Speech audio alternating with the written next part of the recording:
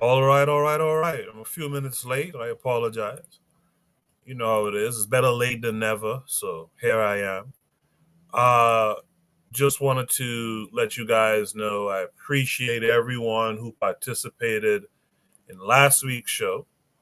I appreciated everyone who was on the panel, even though we started late last week as well. Some of you guys still showed up, and we had a good show. I appreciate those of you in the chat who come through every week and help to add to these conversations. Thank you, thank you, thank you. And lastly, I appreciate all of you who join us in the playback. I wish the playback folks would leave a leave a few more comments. It's always nice to have some commentary to come back to. Let me make sure my sound is working. Yes, my sound is working. Yeah, it's always nice to have some commentary to come back to after the episode has aired. So, make sure you guys who listen to the playback, make sure you drop a like, make sure you leave some comments. Let us know that you were here with us as well, even though it was after the live had ended. I see daily affirmations by Paulina's out there. Thank you. Thank you. Thank you for being here. Thank you for your recent contributions to Shoot the Breeze via topics and stuff like that. So I appreciate that. We're going to discuss some of those tonight as well. You know what it is. I like to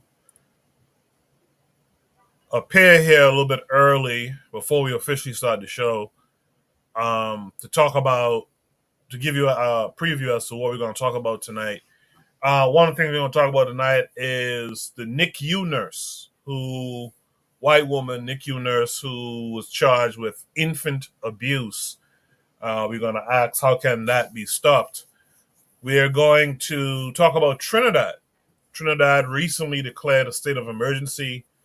And the question is, will they call for Kenyan intervention as Haiti did for their country? We're going to celebrate our brother and sister of the year. Hint, one of them is Traore. We're going to talk about the effects of Nigeria as a Berlinist state. And lastly, we're going to look at a scenario and try to answer the question, was it staged or not?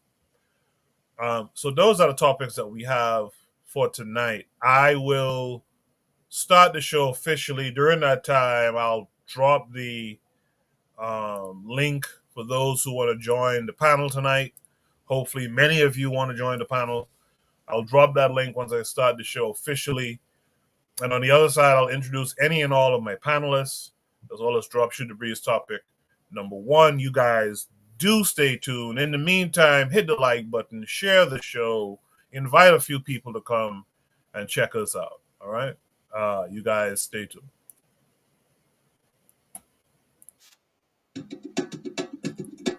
Hello there, dear listener. We hope you're enjoying this lovely discussion.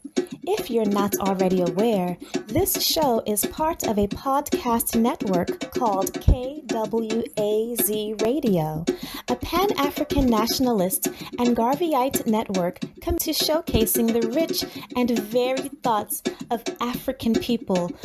We have an exciting lineup of shows that we think you'll enjoy, including the Bitter Medicine Podcast. I think black people acquired too much buy-in. Like, we constantly have to sell black people on things that are beneficial to black people. The Pro-Black Perspective Podcast.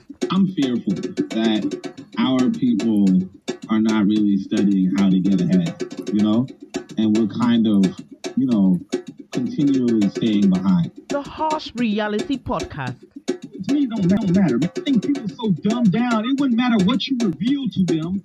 They still are in the matrix. They're in the simulation. They're going to keep doing what they did. They lemmings. So to me, it don't matter, man. The Learning Curve Podcast. Sexual access has never given you economic empowerment. The only person who has ever been economically empowered by a sexual relationship is the wasp and his woman. The Cathedral Cheek Show. When we start rising up to fight for our own, I guarantee you they'll stop doing what they're doing. I guarantee you they would have let their brother go. They was waiting to see what black folks was gonna do. Brother Bakari Podcast. Black people love to claim folks that hate them, right? They're a slave master, and they are ashamed of who they really are. The Forecast Radio. Like, if you pray to the same deity as, like, your enemy, and that God blesses your enemy more than you may want to reconsider who you praying to, you know. And Tanzan, African Mind. Africans generally are welcoming of everyone. Sometimes, to my consternation, I think that they should be less, welcoming. If you love our podcast network, we would be grateful if you could rate and review us on Apple Podcasts. Follow us on social media, like and subscribe to our YouTube channel, and check out our website at www.kwazradio.com for more information. Thank you for tuning in. And now, back to the program. Yes, indeed. Yes, indeed. Thank you guys for joining us. Those of you in the chat, I see a good number of people are viewing the live show. So let's try to bring those numbers up if we can. Invite a friend or two, bring a family member or two along with us. With that said, let me introduce the two panelists that I have with me so far. That'll be Oni from the Pro-Black Perspective. How are you this week, Oni? Peace, peace. Can you hear me? Yes, sir. Yeah, I'm cool. Just getting ready for another good show.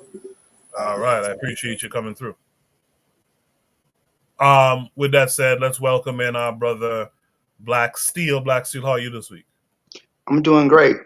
How are you, Coco? I'm doing good, man. Thank you for coming through. All right. Glad to be here.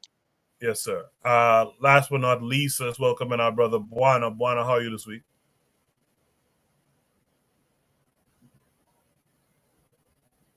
Buana, you're muted if you're talking. I guess Buana can't hear us right now. So we'll just let Buana work that out. In the meantime, though, let's just start the show and let's get to Shoot the Breeze topic number 1 tonight. Shoot the Breeze topic number 1 says, what the heck? How can this be stopped? This is in reference to the NICU nurse who was carrying out infant abuse on black boys. This came with a link that takes us to Instagram. Let me make sure I set it up right. Okay. So what we'll do is we'll watch the video and then we will discuss it. You're telling me you had a nurse that you knew was harming newborn, like neonatal infants, and you put her back on the floor? I hope these families sue fucking everybody. I hope you sue everybody. And I used to get really defensive when people would say that nursing is the equivalent of cops for white ladies. But I get it now. That's Nurse Lex, and she's talking about 26-year-old Erin Stropman, a white nurse in Henrico County, Richmond, Virginia, who was arrested for intentionally breaking the bones of 7 black babies in the NICU. And what Lex said at the end of this video resonates with me pretty hardcore. It's also why I was so interested in going into health law when I was a little girl. I've told y'all that I grew up pretty sick. From the age of 2, I was constantly in the hospital, damn near grew up there. And I have seen so many racist practices firsthand in the healthcare system. And so I just want to remind you that when we talk about black maternal and infant mortality, at the core of it is racist practices within healthcare. Like Lex said in this video, what nursing is to a lot of white women is what policing is to a lot of white men. And at the core of the issues that we have and how black people are treated in both systems, it's racism. You're telling me you had a nurse that you knew was harming newborn, like neonatal infants, and you put her back on the floor. I hope these families sue fucking everybody. I hope you sue everybody.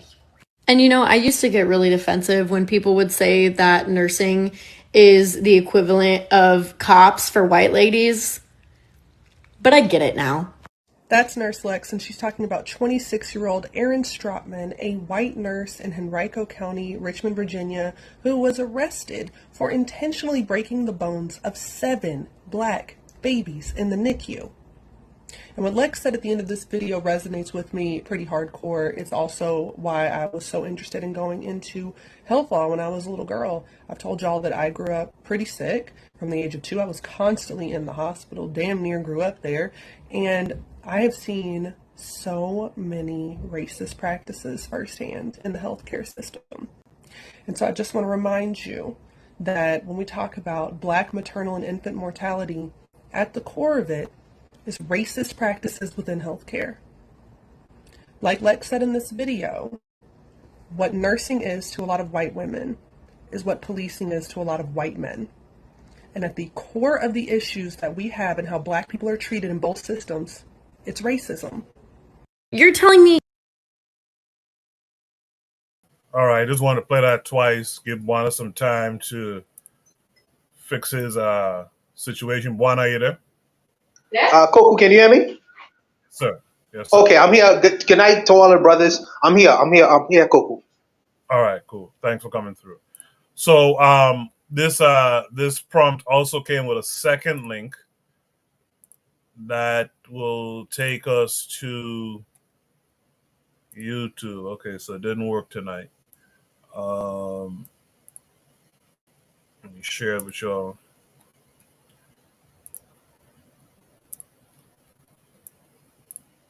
Okay, so this takes us to the second link on YouTube.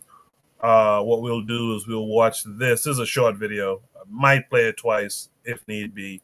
We'll watch it and then we'll discuss it. News from Henrico County Court. That's where a local nurse is appearing after being arrested in an investigation into NICU babies suffering fractures to their bodies at a West End hospital.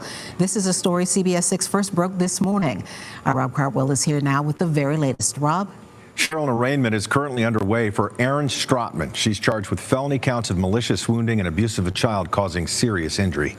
Stropman is a nurse at Henrico Doctors Hospital, working in the neonatal intensive care unit, commonly referred to as the NICU.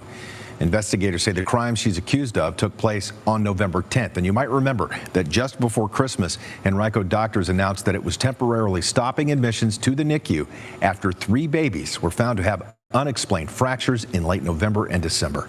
And hospital officials said that the circumstances of those recent fractures were similar to incidents involving 4 different infants in the NICU in the summer of 2023. Now, CBS 6 has confirmed that Stropman was placed on paid administrative leave that year after the hospital conducted an internal investigation and found that she had contact with all of those babies during that time frame. We've reached out to ask when that leave ended and when she returned to work. Our Melissa Hippolyte is inside the courtroom right now for Stropman's arraignment. She'll have live updates throughout the afternoon and the evening, and you can read more on this developing story on our website, WTVR.com.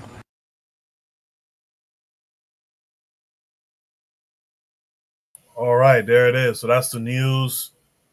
That's the news forecast for that story. I noticed they kind of de-emphasized the black babies part, if I'm not mistaken. There, definitely in imagery, they kind of de-emphasized it. So that's a very interesting thing. And there's a message in this I'll give at the end of listening to all of our panelists tonight. Before we get there, I shouted out Daily Affirmations by Pauline earlier. Good night from Marcus Garvey is the way. Good night to you too, sis. Thanks for coming through. KW Don 7 is out there in the chat. He says we do not see that we are in a war for our survival. Absolutely. Again, Shooter Breeze topic number 1 says, what the heck? How can this be stopped? This is in reference to the NICU nurse. Infant abuse. Let me start with Black Steel on this one. Black Steel, what are your thoughts on what occurred here this past week or two? The revelation. Well, I can't say I'm surprised, right? I can't, but Yeah, I can't say I'm surprised. You can't really put anything past these devils, past these white people. There's no level they won't stoop to. There's no bridge they won't cross. Right? Um, it's disturbing that first of all, it seems she targeted black boys. That she was targeting for breaking their bones. I don't know too much about this woman, but I do know the rhetoric we hear about black men and black boys grow up to become black men. How black men are dehumanized, how black men are talked about. You know, you hear from a young age, oh, niggas ain't shit, right? All y'all ain't shit. You're all no good, right?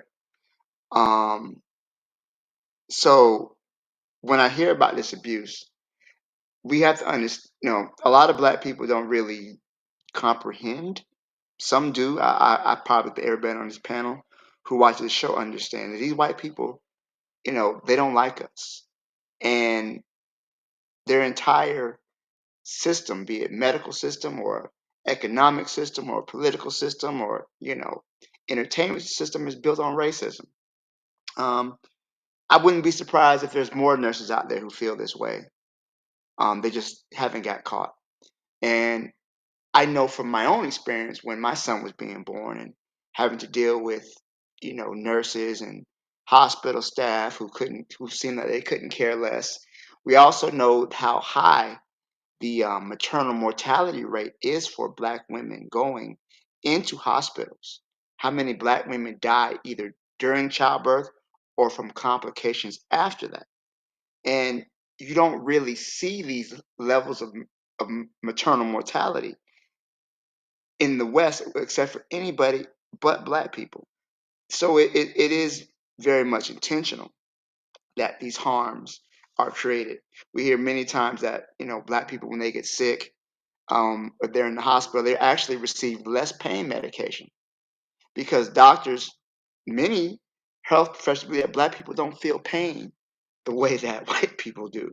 So we're more likely to become addicted to prescription painkillers, even though there's a mass opioid epidemic that's out here killing white people. I think like 58,000 white people died from opioid addiction overdoses last year, but they want to withhold pain medication from black people.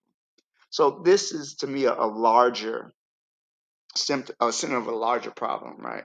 Which is the racism that, and like the young lady was saying, the racism that is embedded within every aspect of life for people here in the United States, and not just U.S., but you could say worldwide. African people deal with systemic racism that affects us. Um, I would say a solution for something like this would be a doula.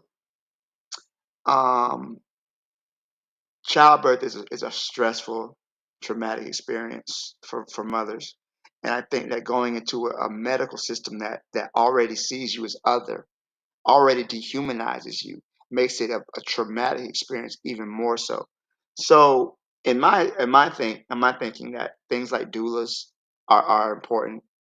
Um, there was a child who actually decapitated by a doctor as they were pulling him out. He was decapitated. Um, and the problem is that it wasn't even a white doctor. It was a black doctor who did that to that child. Again, we see how black people are dehumanized even by other black people. All right. So the only way, because the thing is, racism is something that is intrinsically embedded within Western society. Um, you know, that would be, it's hard to say how you can stop it. And you want to say don't go to the hospital, have home births, have doulas. That's not an option for everybody. But I think it's a good option if you can do that. Have a home birth. Um, be with somebody who you trust, somebody who's worked with you throughout your pregnancy, somebody who hasn't ignored your symptoms when you're in pain and when you're having issues. A lot of these doctors ignore it. Oh, it's just stress. Oh, it's just that. Oh, the baby's fine. And then once something happens, then it's too late. Again, you look at the high infant mortality rate with not infant, maternal mortality rate with black women is a part of that. I'd be interested in hearing more thoughts on how this can be stopped. Obviously, Black people need power. We need to be able to punish those who act against us. But I do think creating our own networks of child, but because Black people didn't forget how to have children. We're very well versed in having children. Um, I think having practices that are rooted in traditions like doulas, like midwives, I think that's a good way to start. That's what I would say, but I'll let other people go ahead and take the reins from here. Thanks, Koku. No, thank you for that. For those thoughts that you gave as well. There was something you said, and I was going to quickly respond to, and it slipped my mind. Oh yeah, you mentioned the black doctor who decapitated that newborn, and I'm familiar with that story as well. The the um, the thing is, like you said, black doctors and all are being indoctrinated in this idea that black folks can tolerate more pain and blah blah blah. And in fact, personally, I have a black dentist, and I had to pull her aside one day and say, "Hey, man, don't treat me like the white guys treat people, black folks who come to them, because that's why I'm here. I'm here with you because I expect you to show more care." She did a procedure, didn't give me any antibiotics after, like drilled a damn hole down in my jaw, didn't give me any antibiotics, and of course the thing went and got what's the word infected. And I had to pull her aside about that stuff. So yeah, we have to be careful about the indoctrination that even our own medical professionals receive as well. Um, with that said, let me hear from Oni next on this. Oni, I have an idea of what you're going to say, but let me hear your full thoughts on it. Well, okay. Well, I do like when Juana said, not Juana, Black Steel said, we need some power. And you guys forgive me, it's 4 a.m. But, but, yeah, I mean, so obviously Marcus Garvey did tell us, the only protection against injustice in man is power, physical, financial, and scientific. But here is where I would say we have a problem as a people, right? Um, Very likely you can't stop something like this, because in order to stop something like this, you would like it's just not. We talk about logistics. Like, oh, can you take every black person to, can you transport every black person? Like, there's some things you can't do. You can't stop crimes in another country. You know what I mean? I'm reminded of the time when, like I said, I had this. I was watching a debate between some white feminists and this white, I guess capitalist, or this white bar owner, and the feminists were telling them, "Hey, look, at your bar, the women need to be safe, and they should be safe, as women inside of the bar, just because they're women, right?" And the bar owner, said something realistic. He said, "Nobody's safe. Nobody can be perfectly safe." And when he personally, this big guy, right? When he personally goes to the parking lot to go to his car, he keeps himself strapped. So to say that there's just no way to really stop something like isolated incidents, uh, especially if you're going to another man's hospital. So for me, obviously, what I would say is, don't go to this man's hospital. But if you really have no choice, you know, like you're always going to be subjected to another man, and especially if you come to them powerless. You come to them hat in hand. You know, from the second story, from the second video, we hear that this hospital had already mutilated or brutalized 4 kids, four infants or 3 infants, and then they did an internal investigation. They closed it for a moment, and then after that internal investigation, no solution found. They reopened it, and people said, "Okay, I'll put my children there." And four more kids were brutalized by this same damn nurse. That is telling you, hey, look, what are you doing as black people? Like what are you doing? You know, and the reality is, hey, look, if you don't own any hospitals, you don't have any options. You see you're not reading the papers, you're not following the news, you're not punishing the offenders, you're not doing your own investigations. You're just waiting for the white man to give you a 5-star hospital, and if you don't get a 5-star hospital, you're just waiting for the white man to give you a 5-star hospital, or you just going to his 1-star hospital, whatever, right? If that's where you are, right? If you continue to make yourself vulnerable to another people, the reality is you can't stop them. If your MO, if your modus operandi is to subject yourself to a foreign people day in, day out, because you have no other options, right? If that's your MO, you will be subject to another people day in and day out because you have no other options. It's cause and effect. And so, yeah. I mean, obviously, what I would say is, if you can leave the country, and I understand a lot of people can't. So if you can leave the country, leave the country. But if you can't leave the country, and I would say, well, contribute to the building of your own private hospital. And if you don't contribute to the building of your own private hospital, go to their public hospital. But when you go to their public hospital, understand that the people that they will employ, their own people, a lot of these white people, right? And we're talking about a lot of these white people have some sort of psychopathy.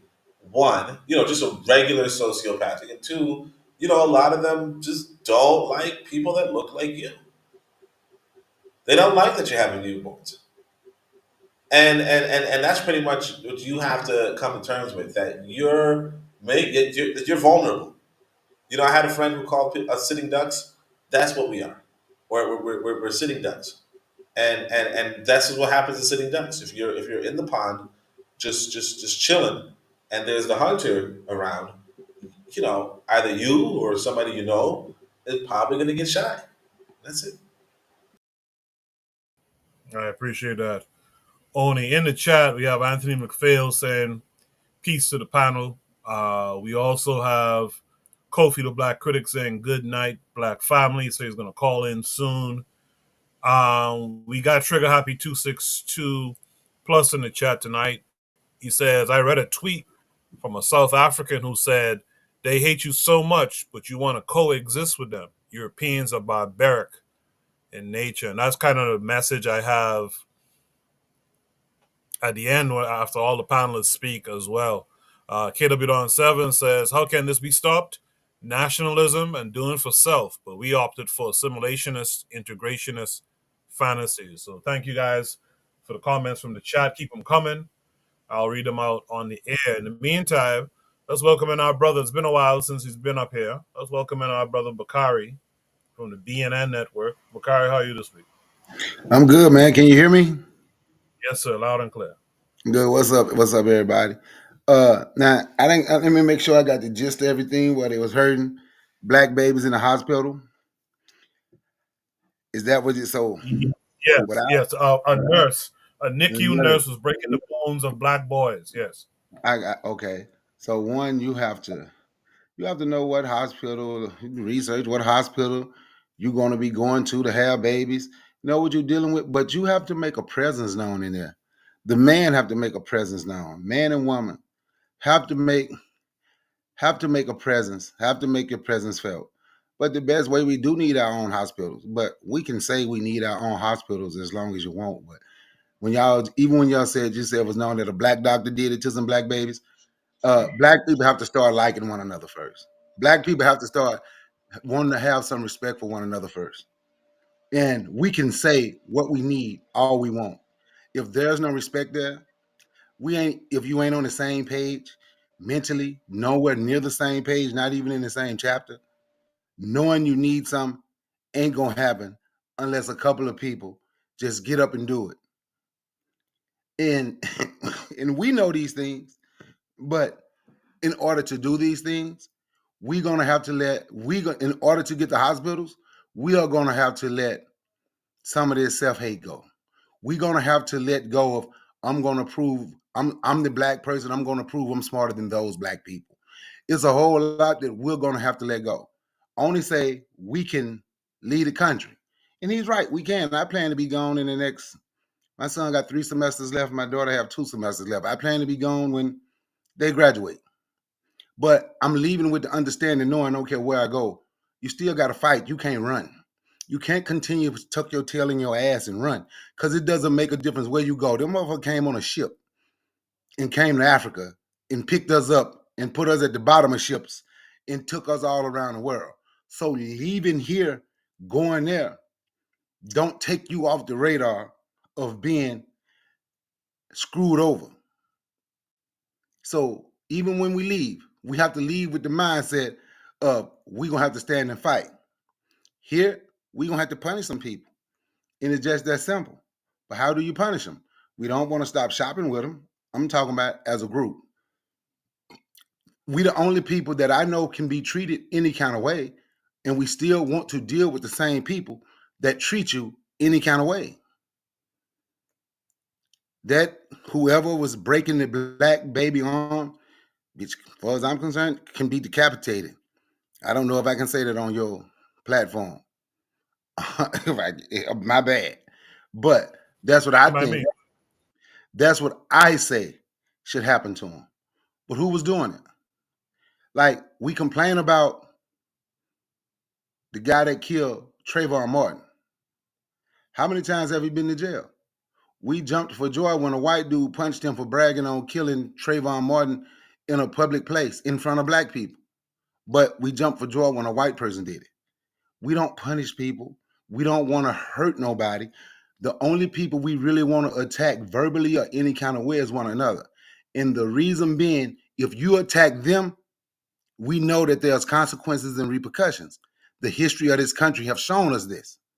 But if you attack us, you are actually joining forces with the people you claim that you fight, and you know there's nothing gonna happen. And when I'm saying attack us, I'm saying attack us.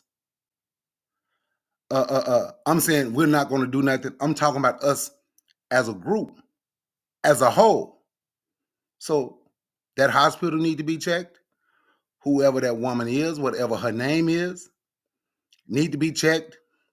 I'm believing punishing. You can break arms before you, whatever it is you decide to do, whatever she broke can be broken on her before you finish doing whatever it is people decide to do. But it ain't gonna stop until we stop it.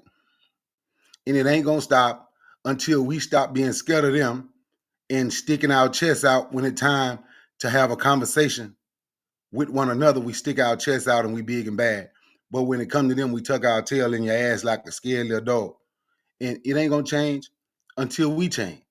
Ain't nothing gonna change until we change. And what I mean by us changing this stuff that happened to us.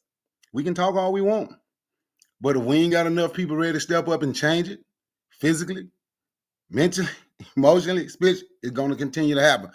On that, I yield, Mike.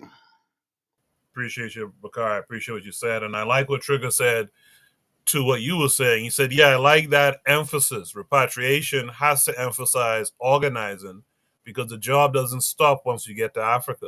The message to some is the job stops when you get to Africa. So I appreciate what you said there. With that said, let me hear from Buana. Buana, what say you to all of it? I would say that this is probably along the lines like a first world problem. It could be a third world problem too, but I can't imagine where I am that if a white woman, was to be breaking the bones of children as a nurse in the Princess Margaret Hospital, and she would still be able to even live in the Bahamas, let alone exist, and to even come back. There would be no sanctuary for her in here, no sanctuary. People would come up to the hospital to try to get at her, or they'll wait for her outside the house. So that they would have the Bahamas would have a third world solution for what she would have done in the hospital to black children. I have no doubt in my mind about that. There will be no sanctuary for her. But I'm also knowing that there was a case where a lady went to Africa and she was, I can't remember the exact African country, and she was operating on black children. And she wasn't even a doctor, and nothing really, I don't think that she even went to prison. So for the third world, I think that that's a case by case thing. A harder issue would be resolved, a country to country thing. But for the United States, how I would approach this is Barack Obama did something intelligent. Barack Obama, when he issued cameras, cameras as far as policing is concerned, to let people see, them actually executing the laws of the country. And if they was found to be, in willful or wrongdoing, many of the police officers went to jail. And that's not necessarily is going to happen for everyone, but because a lot of these harms is done on camera and recorded, I think that a lot of people is being held accountable as opposed to they wouldn't be if they wasn't being filmed. Now the problem with that scenario is there's something going on in the background. Somebody need to cut their mic. Yeah, Koku, someone needs to cut their mic, brother. But the problem is that in the Americas, you have HIPAA laws. HIPAA laws, in HIPAA laws, you have a right to privacy as patients in a hospital. So they'll say, well, you can't film nurses, you can't film doctors within hospitals because of HIPAA laws. So I would suggest that the blacks people who are concerned about this issue go to their politician, whoever, and try to see if they could relax HIPAA laws or exclude certain kinds of HIPAA laws. So you would be able to see, the comings and goings of doctors and nurses and whatever goes on in hospitals. I think that that'll be something that they need to do in moving forward. Yes, for me, I'm thinking, me personally, if I was thinking individually as a person, from a third world level, of course, I'm waiting for this woman outside of the hospital, no matter where she is. I'm waiting for her. I'm waiting for her outside of the hospital. But but I'm just resolving my issue. I'm not resolving the hundreds of different cases where these kinds of situations happens, not only to children, but for adults as well, for adult black people as well. So I want to be able to monitor these so-called professionals in their comings and goings, because I can't tell who the white supremacist is, or a white supremacist who have the intent on their mind of doing something like this to my child or your child or whoever. So these people need to be monitored. So you have to do it in a legislative way, yeah, because you can't just do it in a third world way, on the way to which I would have tried to attack this problem. So I would attack the problem in the same kind of manner what Barack Obama did, which was it was very smart in him doing that. Yes, black people still getting maligned or harmed on camera, but more people, more policing, more police officers are being held accountable because what they're doing is on camera now. So I think that that's an important thing to do. That's how I would answer this question, Cool. I'll leave it there. I appreciate that. Look like we're having some technical difficulties here. Can Marcus Garvey is the way hear me now? If you can, unmute your mic. If not, let me see. Can Anthony hear me now?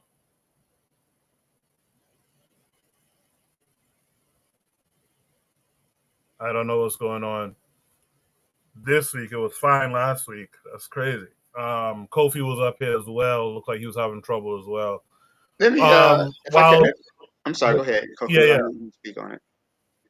Yeah. No, I was just about to say, while we try to see what we can do with them, if anyone else wants to speak, Could it be the number of people? Could it be the number of people, Koku? Because I could drop down and you could check like that. It might be the number of people on right now. No, it's supposed to be 12 people. Okay, all right. It's supposed to be are they using their computer or their phone? Because I came in on my phone first and you let me up and I couldn't hear a damn thing. I had to get off and come in on my computer. Yeah, you got to do it. Yeah, I think they're on the phone. I can't. If they're gonna have to come in, they're gonna have to come on their computer on EVMux.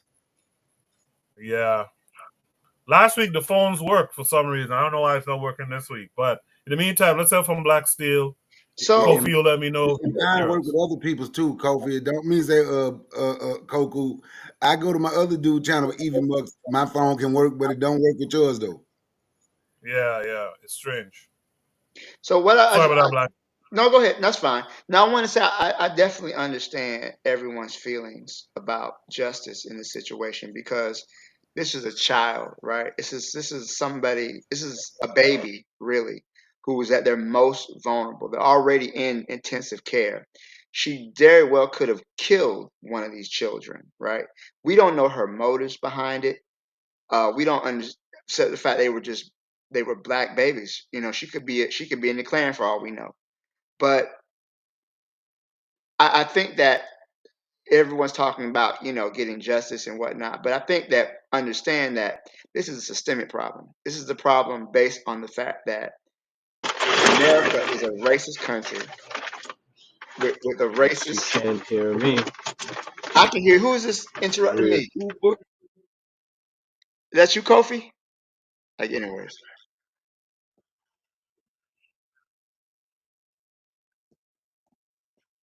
You don't lie, man. But everybody mic look like it's muted though, Black Steel. I don't know what's going But on. it just came in over you while everybody on the screen mic is muted. Okay. All right. Well, I'll just make it quick then. But yeah, I understand everybody's frustration at this situation and want to put hands on this woman because this is a baby we're talking about. It's an innocent child that is most vulnerable. Everybody should want to protect children. Here you are, went to school, and that was your job, was to protect children. And here you are attacking their most vulnerable. But this again is a symptom to a larger issue. It's the same reason black women die in childbirth more than white women. The same reason that black people are more likely to be killed by the police. This is a symptom of a larger problem. Going to another country, again, this was it's not just white doctors. So even if you build your black hospital, you may have to be concerned about some of your black staff in that hospital treating black patients like they're less than human. So again, I just always want to say it's more so not so much just us having our own, which is good, but also what's the mentality? What is the ideology of those people who are around us? We got to be careful. Some of the black people who are around us don't like being black, and they don't like other black people. If you ever met a black person who wants to be the only black person in the room, you got to watch out for that one. You got to watch out. I'm done. Let me just quickly check in and see if Anthony or Marcus Garvey is the way or Kofi can hear me. If you guys can hear me, unmute your mics. Let's hear your voice. If not, we'll go to someone else who want to add a last thought or two to it. Yeah, look like they can't hear me. I don't know what the hell is the problem with this. Hey, let me say something like that. Yeah, go ahead. Mm-hmm. One of the things I saw Raw putting up what happened to the hospitals, right? Let's look and see who was helping fund and build our hospitals back in the day. We turned our back on those people because they're part of certain organizations. If you look and see hospitals and schools and stuff like that, was built by it was Masons who was able to get money and put their money into the black community building hospitals and school, right? So now when you turn your back on people and everything come out your mouth toward a certain people is negative, in my opinion, I think it's hard for those people to come back to the community and say, I'm going to help you. We mad at them because they have a secret. Well, I'm saying we as a group of people, not me personally, because they part of an organization that keeps secrets. I don't care about their secrets. I'm not a part of their organization. You had fraternities like the Sigmas, which was the purpose of the fraternity. But when you find people who you have helped so long, now all of a sudden I'm going to just turn and talk negative about you over and over and over. My opinion is black people ran away a lot of the black people that was helping build the communities, that was helping to do things because Don't nobody have to put up with every time I say I'm going to do something or I'm trying to do something, everything is negative because I'm part of an organization, because I'm a Mason, or because I'm part of a frat, the Divine Nine, because I'm a frat or a Soror or whatever they are, and everything is negative. So the people that have the connections and the people that have the money, we are blacker than them allegedly because we're not part of those secret organizations. But we don't have the connections to certain funds and certain things to get the money for the banks and get the money for the hospitals in which we need. That's my take on what happened to a lot of the stuff in the black community and the reason a lot of it don't come back. Now, it's not all on the ones who talk, because some of them get in positions and don't care. So it can be a double-edged sword. But I do know if I'm one of the ones that care and everybody is just talking negative about me because I'm part of this organization, why would I want to go there and want to help? Because if you study history, you would see those people in those organizations, they did a lot toward helping build those communities that we said that we had back then that we claim we need now.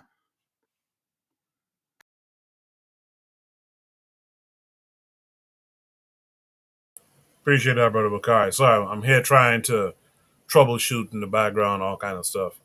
In the chat, Marcus Garvey is the way says, I want to be petty and ask FBA if her hairline or immigrant status saved those babies from white supremacy.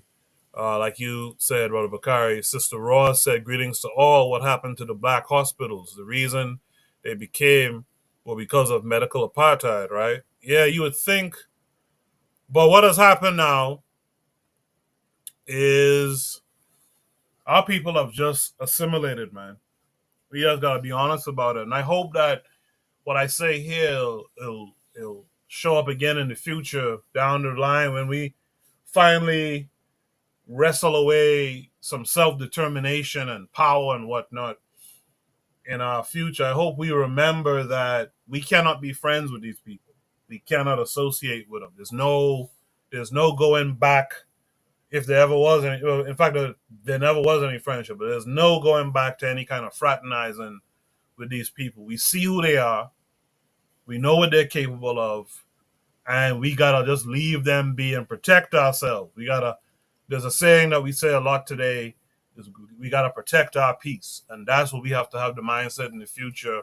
When we get to that place where we could be to ourselves, be peaceful, we need to protect that peace. We cannot have these people around us. I know a lot of black folks, because of the situation, you work with white folks and you're around them in different scenarios, and yeah, they may crack a joke with you or laugh or something like that, but ultimately we supposed to know these are not people we want around us, man. In the chat, Cheryl is out there. She says greetings to Cheryl as well. I don't know what's going on with the thing tonight. I disabled every extension. I don't know why it's not working like it did last week. But if you guys decide to try again, you could try again. I did some troubleshooting in the background. Let's see if it'll work. In the meantime, if there's no other thoughts for this prompt, let's go to Shooter Breeze topic number 2 tonight. Hey, I'm gonna step down and, All right. and tell them to try to see if that will work. Since we have any problems, we know it's supposed to be 12 people, but since we're having so many problems, I'm gonna step down. Then they come back and see if it works. All right, cool. I appreciate that. And if it doesn't work, you can come back up if you have time and join us again. So I appreciate that. Shooter Breeze topic number 2 tonight. Shooter Breeze topic number 2 says Trinidad declares state of emergency. Will they call for Kenyan intervention as Haiti did for their country? This came with a link that's going to take us to YouTube. Make sure I set it up proper.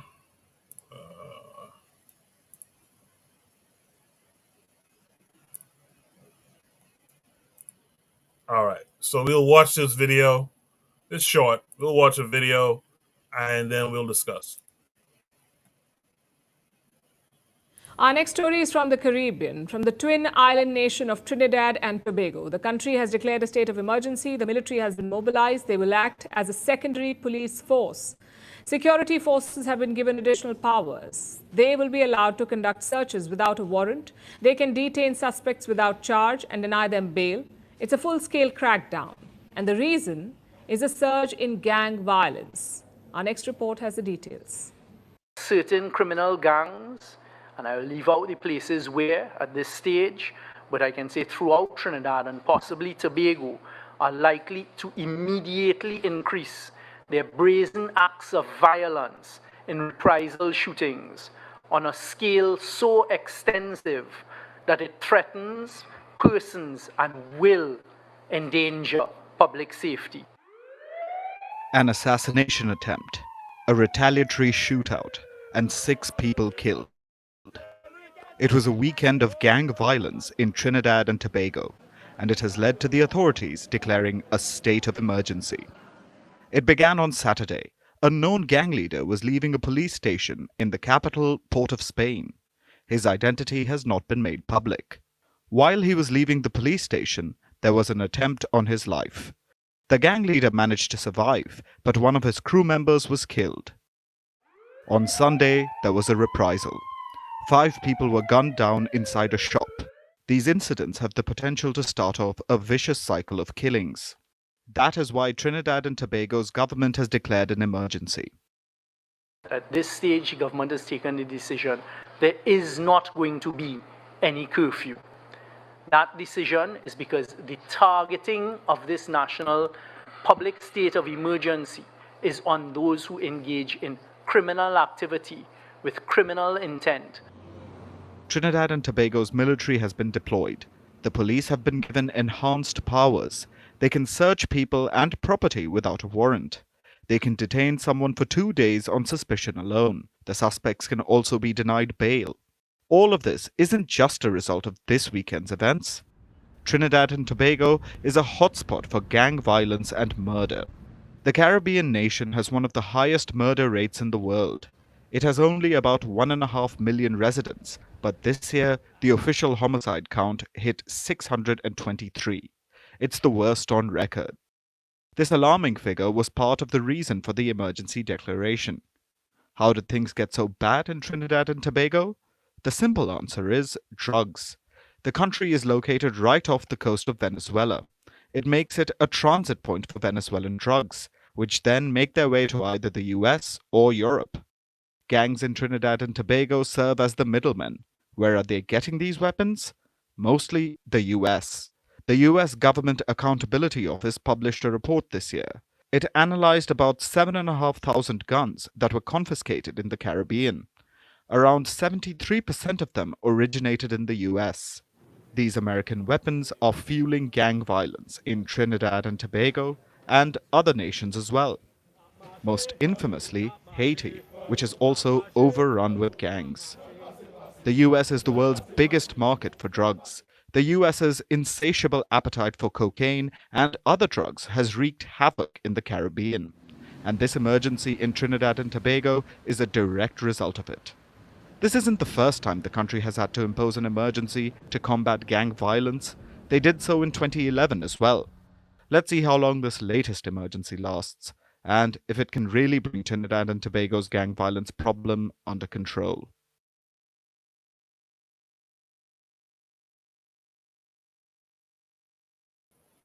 Yeah, Trinidad has a problem. The Bahamas has that problem now too. There's retaliation, killings, and all that kind of stuff. In the chat, I like something that a few of you said. Cheryl says U.S. up to their old destabilization tactics. I like this one here from Trigger Happy. He said gang violence equals manufactured terrorism. Earlier, Cheryl said, dude got a Trini accent, but it's Chinese. That threw me all the way off. LOL. Yeah, they have a good, sizable, what they call Black Chinese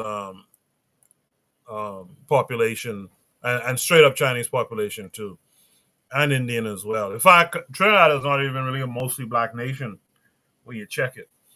I think Oni talked about it before. I think it was only like 30% black or something like that when you really check it out. But with that said, let me mix it up this time. Let me start with Oni this time. Oni, what say you to this? Yeah, it's just classic U.S. This is like it's kind of like the hospital problem again. You know,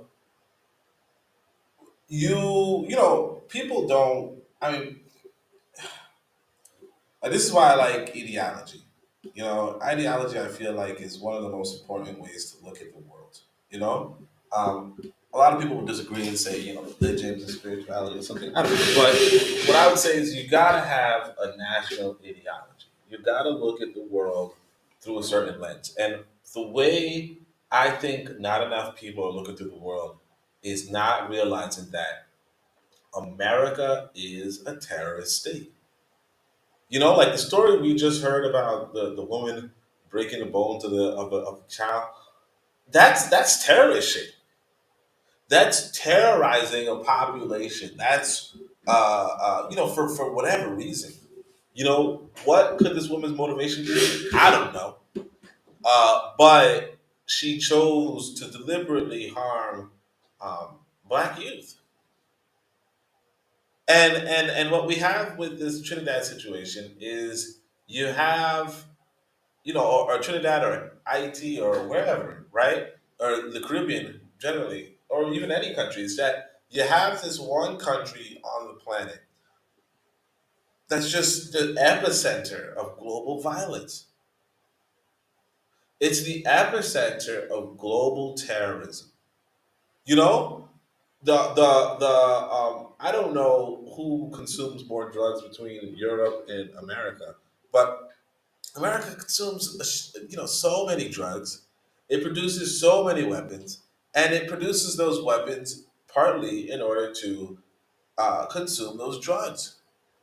And at some point, you have to say, as an African people, right? And I know Trinidad is not entirely African, but even so, you have to say, as an African people, let us divest from America. The issue that Trinidad would have here is that even if they recognize, hey, look, America, we don't want your weapons, we don't want we don't want to give you drugs, right? We want to cut you off on that point. You have to be able to cut them off on every point. I mean, I don't know Cuba on the ground, and maybe somebody else could say, oh, well, Cuba has the same problem. But it's very probable that Cuba doesn't have the same problem. Okay? It's very possible that Cuba, and I say Cuba, right? It doesn't have the same problem. And just because that's a country that divested from America. You look at North Vietnam or North Korea, North Korea, and it says, look, we don't have that problem because we divested. With China, you might say, look, the power might be growing because we divested and we're kind of like attaching a little more. But the reality is that if you as a country do the mature thing and say, you know what, I just don't F with this guy, right? That's where I want to see black countries. And this is why, my narrative shifts when I talk about you know, nations, nations outside of America or populations outside of America, only because we have the option to divest. When you're outside of America, you have the option to divest. Now, does your leadership divest? No. But are you more divested? Absolutely. And that's one of the things about when you're in America, you just can't divest. I mean, you could try, but it's just not as practical as when you're outside. But again, is it practical for Trinidad to divest? No, not entirely. I'll admit that. But that's what we should be working on. But again, if you don't have the ideology that uh, that America is the epicenter of terrorism, the epicenter of global terrorism, the epicenter of global violence. the epicenter of idiot policies. When you don't have that mindset, or when you don't look at Wazungu particularly uh, as well, you could say the psychopathic racial personality. But one of the things I used to write about was that, like essentially, like if you go to a European essentialist point of view, right? Like eventually, this guy's culture is just piratical. He's like a pirate. And I kind of borrowed this from, I believe it was Augustine, who said, there are pirates and emperors, but they're really the same thing. You know, not in that phrasing, obviously, but just this idea that the emperor and the pirate don't really have too, like the European emperor and the pirate don't really have too many things uncommon. It's just that the emperor commands a larger fleet. But essentially, what they do is, the pirate does is they go abroad, they wreak havoc, they steal, they find ways to steal, and they just assert themselves they assert themselves through violence in order to enrich themselves, and that's what the emperors back in Augustine's time did. The European emperors, and that's what the modern day self-described emperors do as well. And yeah, like if we do not divest, if Trinidad doesn't divest, the reality is that America is working hand in hand with this drug trade. And you had to have known that. I don't remember the number of the amendment, but you had to have known that when you had that amendment in America to stop prohibition or whatever, to have prohibition, and then you had a second amendment to stop prohibition. How hard is it to have an amendment in America? And they've done it. They said no. Serious thing is, these are the people that can write, that can change the U.S. Constitution. And if you don't think that they're going to push that actively on other people, you're just not paying attention to who the Americans are and who the Europeans are. That's all. Appreciate that, Only. Let me try again. I think it might be working now. Anthony, can you hear me? All right, maybe it's not.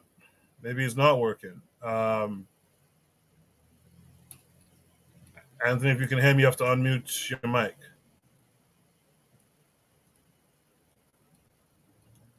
All right, maybe it's not working. Can Kofi hear me?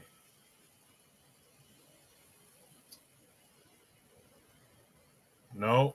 All right, looks like that's not working.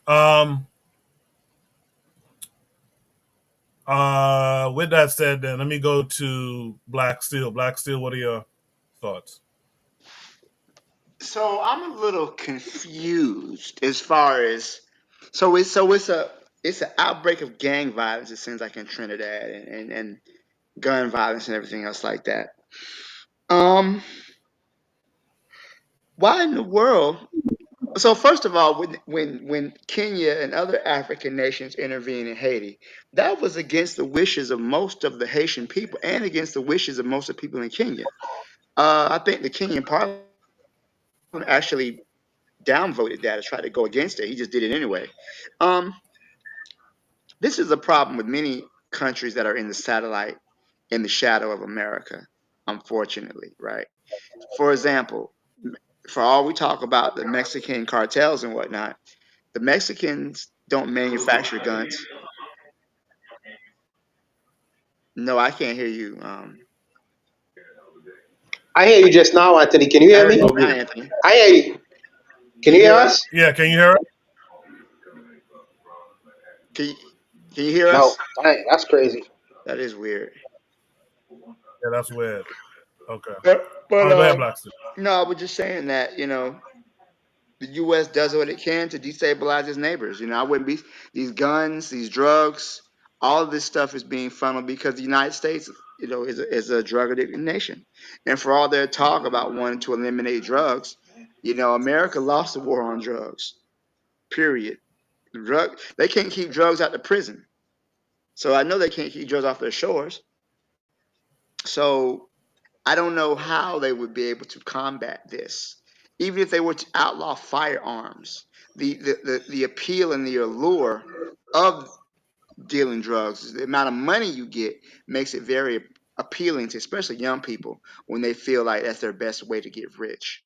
Um, I think there's other things they can do. I don't want to say more policing because that doesn't always solve the problem, but I do think overall it's an issue with how uh, other countries can take advantage. Like the U.S. takes advantage of, smaller countries around it, and organized crime takes advantage of governments that don't have strong structures in place to protect their people. So it's a lot of moving parts to this situation. But I definitely hope they don't appeal to call in another country to attack their citizens. I think this is an internal matter. They're going to have to be strong on this. If they may have to curb some rights, but you can't go around and murder innocent people in the streets in your country. That's definitely going to be a dangerous thing. All right, I'll let it go. I'll stop here. Thanks. Anthony, can you hear us? Can Marcus Garvey's the way hear us? Can Kofi hear us? Because if it's not gonna work, then we. I can hear you. Oh, okay. Kofi, are you on a phone or laptop now? Phone. I'm always on the phone. Interesting. Well, Marcus Garvey is the way. Can you hear us? Seems like not. And Anthony, you still can't hear us, right? All right. Kofi, then let's go to you. What are your thoughts on this? I mean, there's always gang violence everywhere, but I'm a little bit disturbed on how they're going about it. Maybe they're not giving us the full details. I mean, there's a gang war going over there. The only thing that I don't like is there's no due process. There's no bail. You don't need a search warrant, things like that. So it's like what happens in what's going on in the Philippines. I'm not saying that's what's happening there. Like Duterte, he was like, well, how we get rid of our drug dealers? We just execute them. And one of the ways that they execute them, all you gotta do is accuse someone of having drugs or being a part of a gang. There's no trial, there's no due process. They just take whatever person's word is, and that's it. Boom, bullet to the head. So it could. I don't know Trinidad politics so much. I don't know how corrupt it will be, but to me, that's a start of a very slippery slope. Where someone could just say, "Oh, this person's a gang member," and that person would just, they'll just raid your home.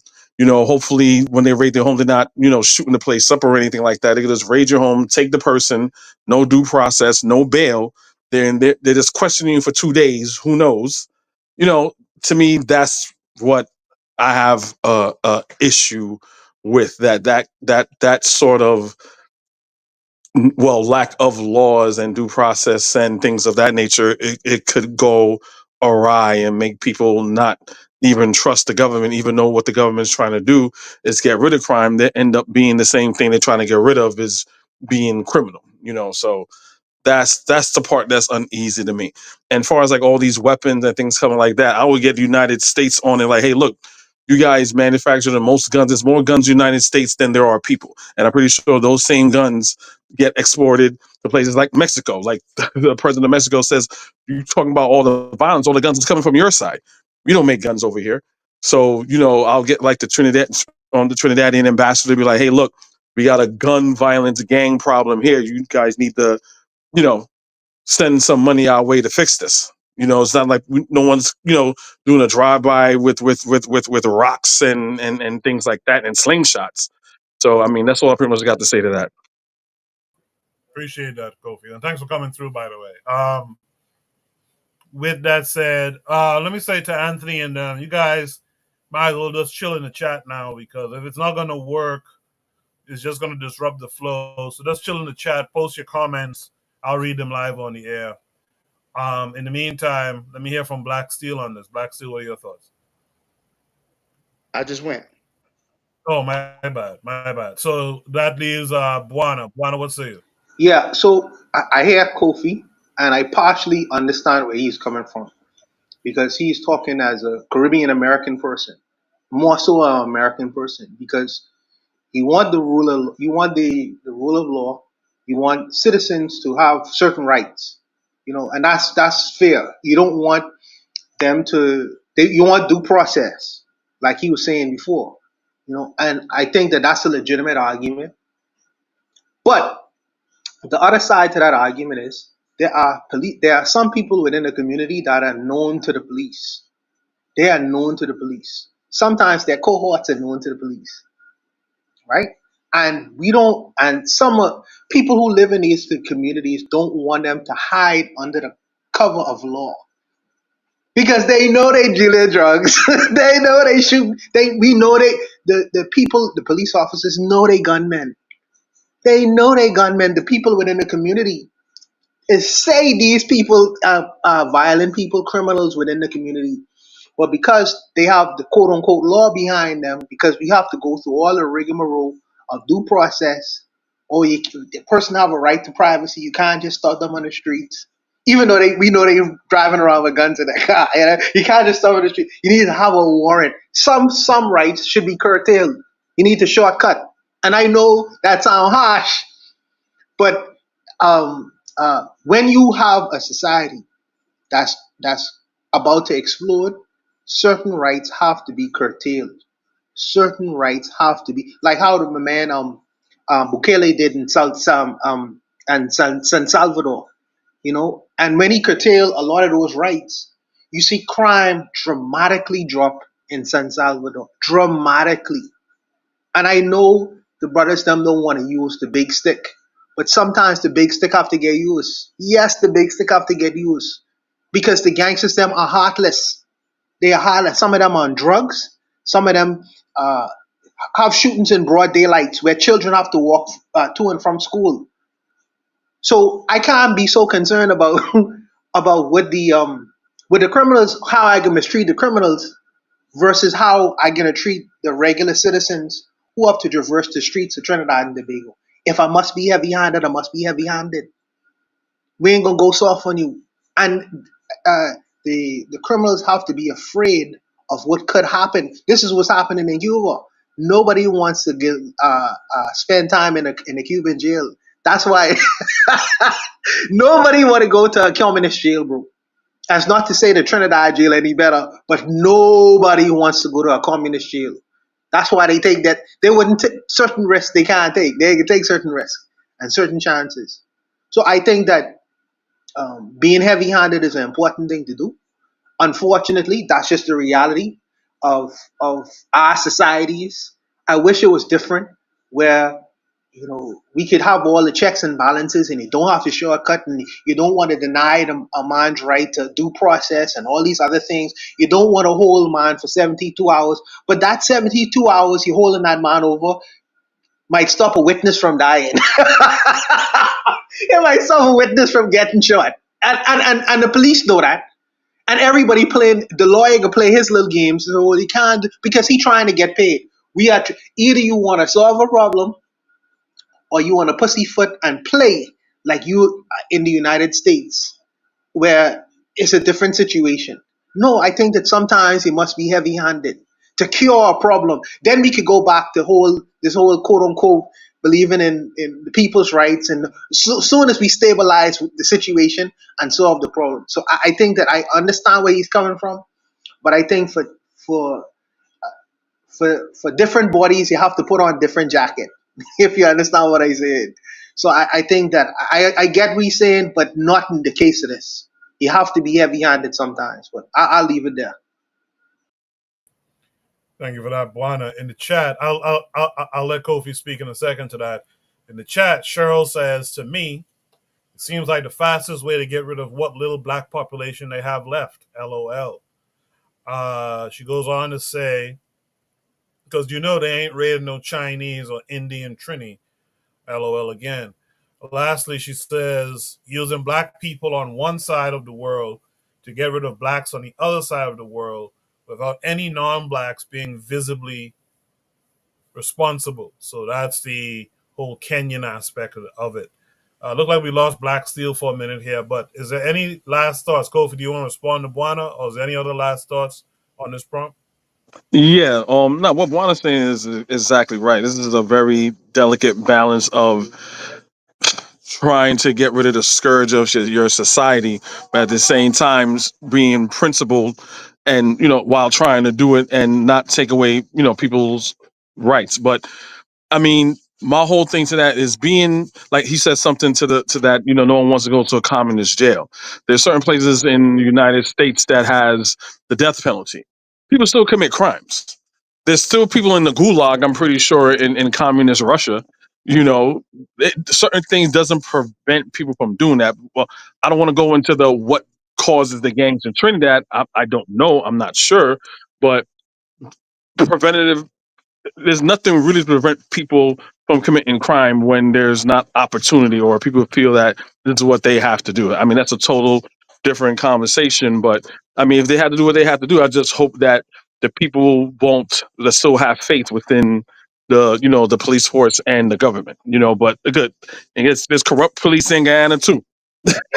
And I like the person when the comment says, "Why is it's just a black gangs? There's no coolie gang. There's no come on now." Like, why is just the black ones? So it's very Kofi, you have people from Guyana. You know they have Indian gangsters, bro. You know they exactly. have Indian gangs, bro. Who's be carrying on Exactly. fire too, man? Exactly. No, that's what I'm saying. The person that made thing in the comment, that's very interesting because there's Indian gangs there too. I don't see why it's just the black gangs, but I don't know. I don't know Trini news or into their news like that. But I know there's black gangs, there's Trini gangs. I mean, there's Indian gangs in Guyana. So I kind of find it weird. It's just they're just focusing on the black people. So that's odd to me, but I'll just leave it there. Appreciate that. If there's no last thoughts here, let's go to Shooter Breeze topic number 3 tonight. Shooter Breeze topic number 3 states, does this seem staged to anyone else? Does this seem staged to anyone else? This is going to take us to Twitter. And it's a post from Breaking 911. Says, watch, video shows inside the Texas home of New Orleans attacker Samsud Din Jabbar. The Quran on a bookshelf was open to a passage about martyrdom, verse 9 to 111. So it's a short video. I'll play it maybe twice because we're kind of waiting for Black Steel to come back as well. I'll play it probably twice, and then we'll discuss it. We are here inside the New Orleans terrorist home. You can see that it's been clearly destroyed, the door at least, from the FBI raid yesterday. But if we walk through the home, we see some signs of what he was up to.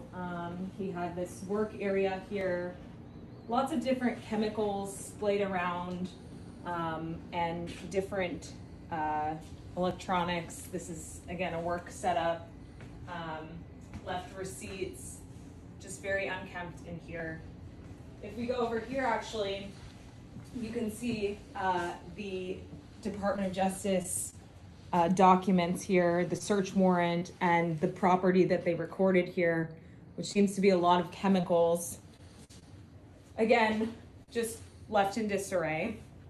There's a bedroom back here, and what appears to be his collection of religious materials, his Qurans, an open Quran with a passage there, as well as even the Bible here, but mostly books on Islam, and his prayer rug just to the left of me here.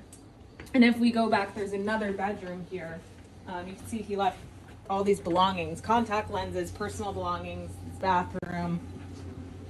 This seems to be some sort of workspace, again, with other chemicals here. The light's still on, some kind of station set up here. We're not really sure what that was for in, what we can assume was also a bedroom. You can see clothes left here, and just a sign that someone was here up until those last few moments when neighbors said he left just before the New Year's holiday, saying he was done with his lease, it was up, and he was on his way to New Orleans where he would live there. Didn't take any furniture because he said his new home would be furnished. That's all we know so far. Yeah, this is very. This seems very staged. I'll just play it one time. This seems very staged. A few of you are pointing out some of the same thoughts I had. By the way, for those who might not be familiar, on New Year's Eve, I think it was New Year's, no, maybe it was New Year's Day, there was a gentleman who drove a car through crowds of people, killing. I forget how many people died, but a lot of people died and were injured. 15 people. 15 people in this attack, and it turns out to be that it's this Muslim guy involved in the attack. And here it is. We have this woman. I'm not even sure if she's a reporter or not. She's just walking through this man's home. He was killed on the scene, by the way. She's just walking through this man's home after the fact and pointing out these different things inside of his house, including this Quran business, which is very interesting. Let me see if there's more to it. No, it seems like that was the only part of it. So it's very interesting that this house isn't taped off, et cetera, et cetera. So it seems pretty staged to me. A few of you in the chat feel the same way. I'll read your comments now before I throw it to the panel. Cheryl in the chat said, very staged. Fox News nutass tried to link that Arab guy to the NOI. They tried it. They want to scapegoat African Americans so damn bad. You should see how they was talking in the comments. Interesting. I'll while the panelists are speaking on it, I'll scroll through the comments on the screen. Trigabi 262 plus said, has there ever been this type of close up on a person's home by a terrorist in American news? Cheryl says, since when do you know the news to display the perpetrator's home and allow some random reporter to tamper with evidence? Cap. So those are some of you guys' thoughts in the chat. Let me go to Kofi because Kofi's mic is open. Kofi, what say you to all of it? Yeah, that is a little odd. This should still be an active place of interest for further investigation. That's kind of weird. I mean, I guess they closed the book on it. So again, for those of you that may not know, happens around New Year's Day. They said, okay, it's an ISIS attack. Fox News went crazy. See, there you go. Closed borders, yada yada yada. But the guy was an American-born guy from Texas, and at the tailgate of the pickup truck, he did have an ISIS flag.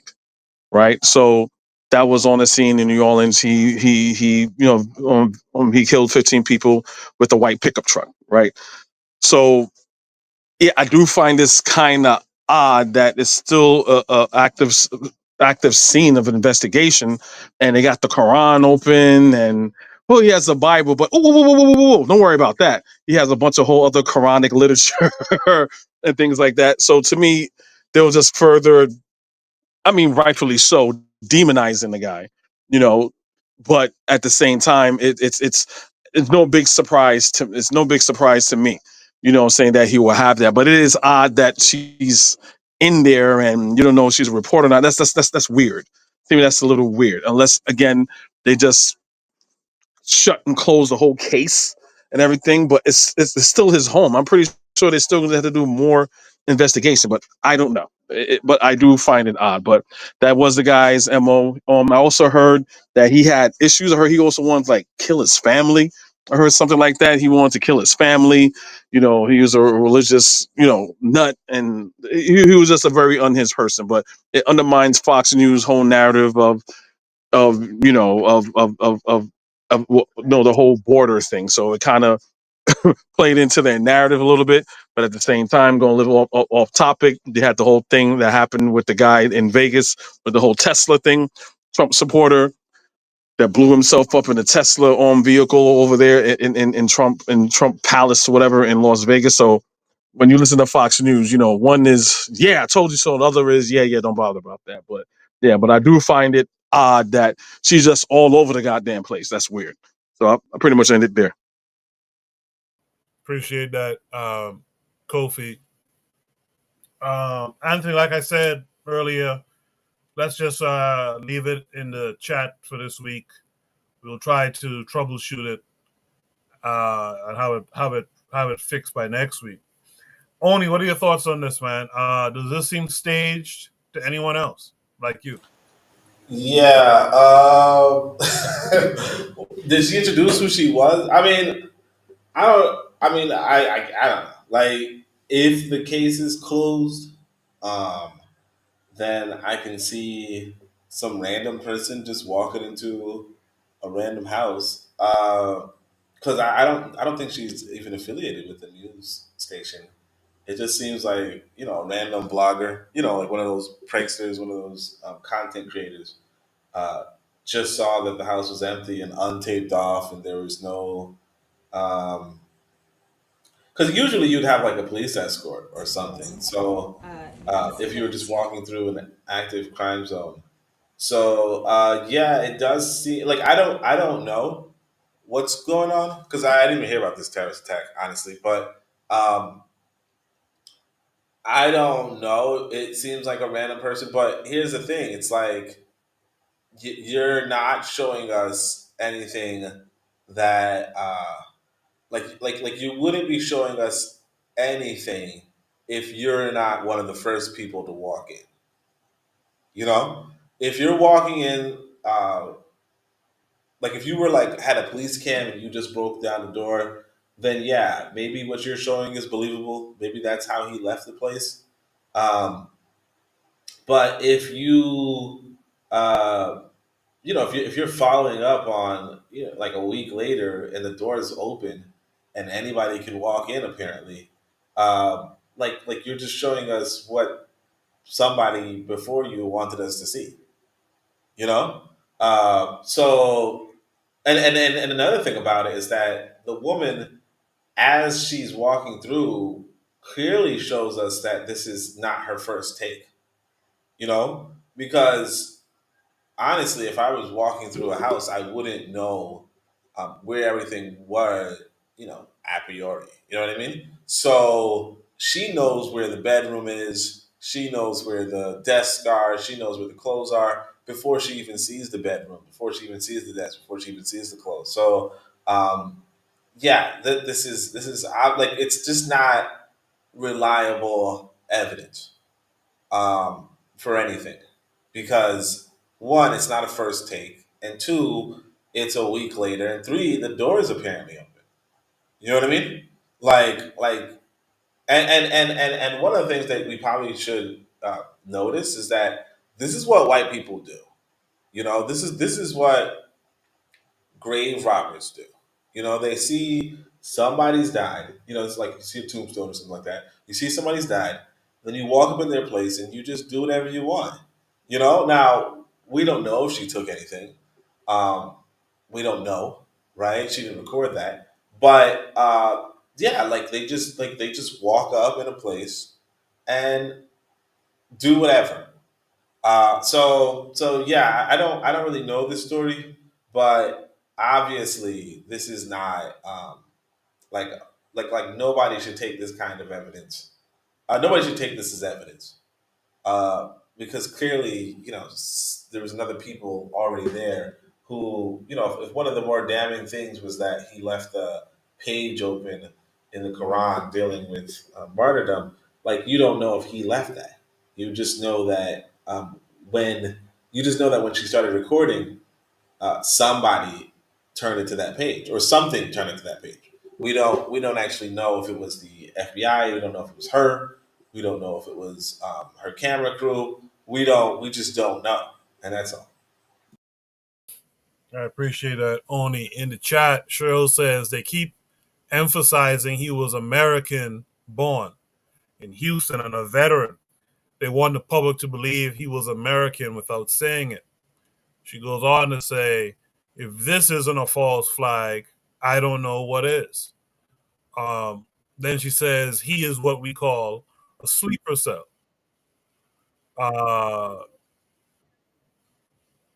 Then she says, they are emphasizing he's American born because they're trying to say that Trump is wrong about illegals crossing the border whom are terrorists.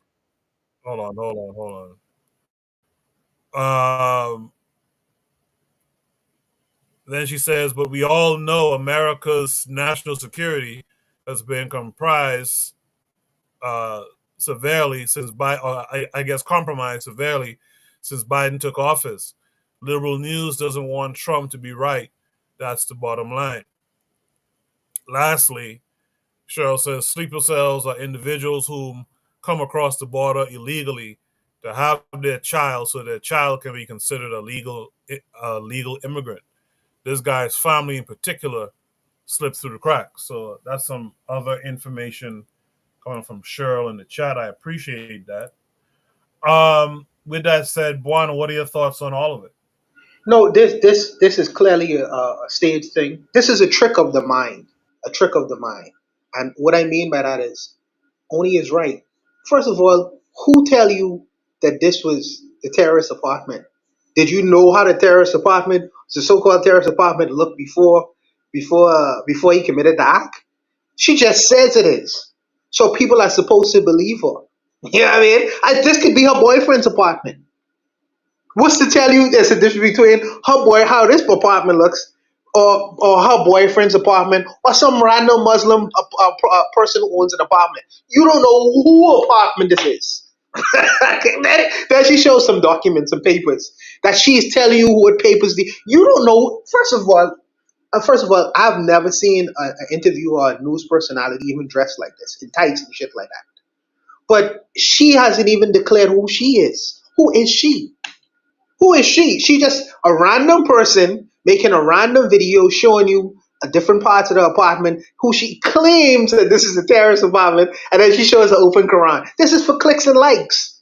Because you can't verify nothing about what you're seeing and nothing about what you're saying. What she's saying. Nothing. Literally. I mean, does it say official correspondent for any news outlet or agency? Nothing. She just showing you clothes, showing you papers, walking around apartment you don't even know. See, everybody know how Kentucky look. So she's walking around Kentucky. She's like, okay, Kentucky look this way, but after the act of terrorism, Kentucky now looks. So everyone gets verified. Oh yes, that's a Kentucky restaurant. You don't know where this place is. You don't know where she is. This is obviously this is kind of ridiculous. But I want to address something that Cheryl E said. She said that they're trying to pin this act of terrorism with the NOI. Well, I mean, I don't know how they could do that because the NOI don't attack other people besides black people. I mean, if there was a bunch of black people that was attacking, yeah, you could pin this against the NOI. But I never really heard the NOI have known for attacking any other groups of people besides black people. I've never heard that. I don't know. Maybe there might be some people that exist out there, but I have never really heard the NOI being known for attacking any other people besides other black people. But needless to say, I doubt this is even real.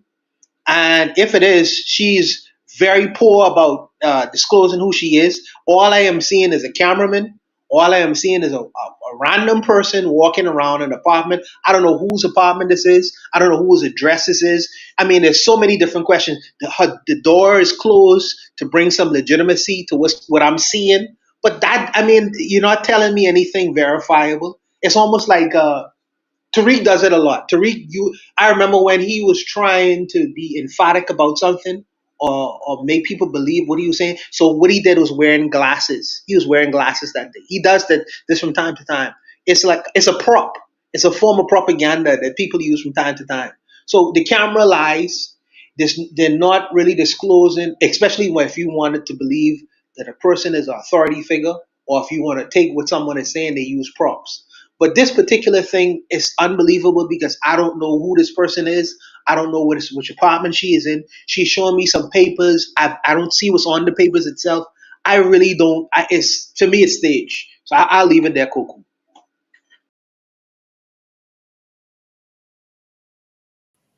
All right. Appreciate that, Buana. Bakari has returned. Bakari, and just like that, Bakari dropped off. Let me say Is there something any other while. thoughts by anybody? Yeah, Yeah. yeah, he was a army vet. He was an army vet. So when the right wing tried to say, well, hey, it's just a terrorist attack. They came through the southern border. They have egg on their face because it's really someone that was homegrown, was in the military, right? You're in the military. High ranking guy had a psych evaluation, everything, and this is what he just did. I think Cheryl said something to the effect that, correct me if I'm wrong, that it was a lot of people slipped through the cracks during Biden's administration. I I never heard anything like that. That sounds kind of like made up to me.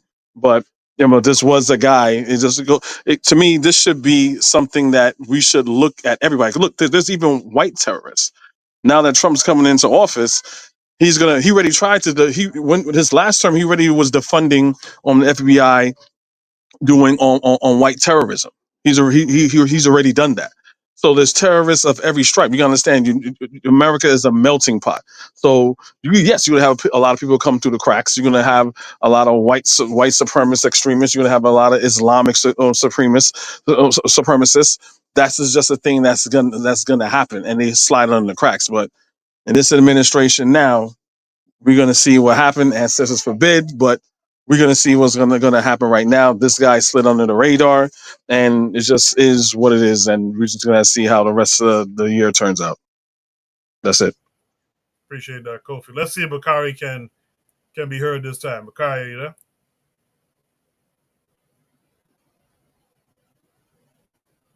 I guess not. Bakari was good before. Now he's not good. Can you hear me? Yeah.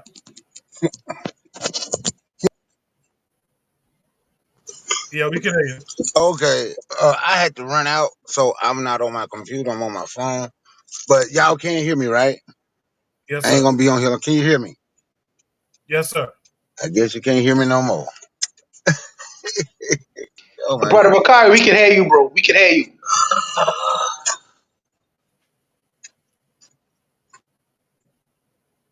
Yeah, okay. I see Anthony is still out there, but can you hear us, Anthony?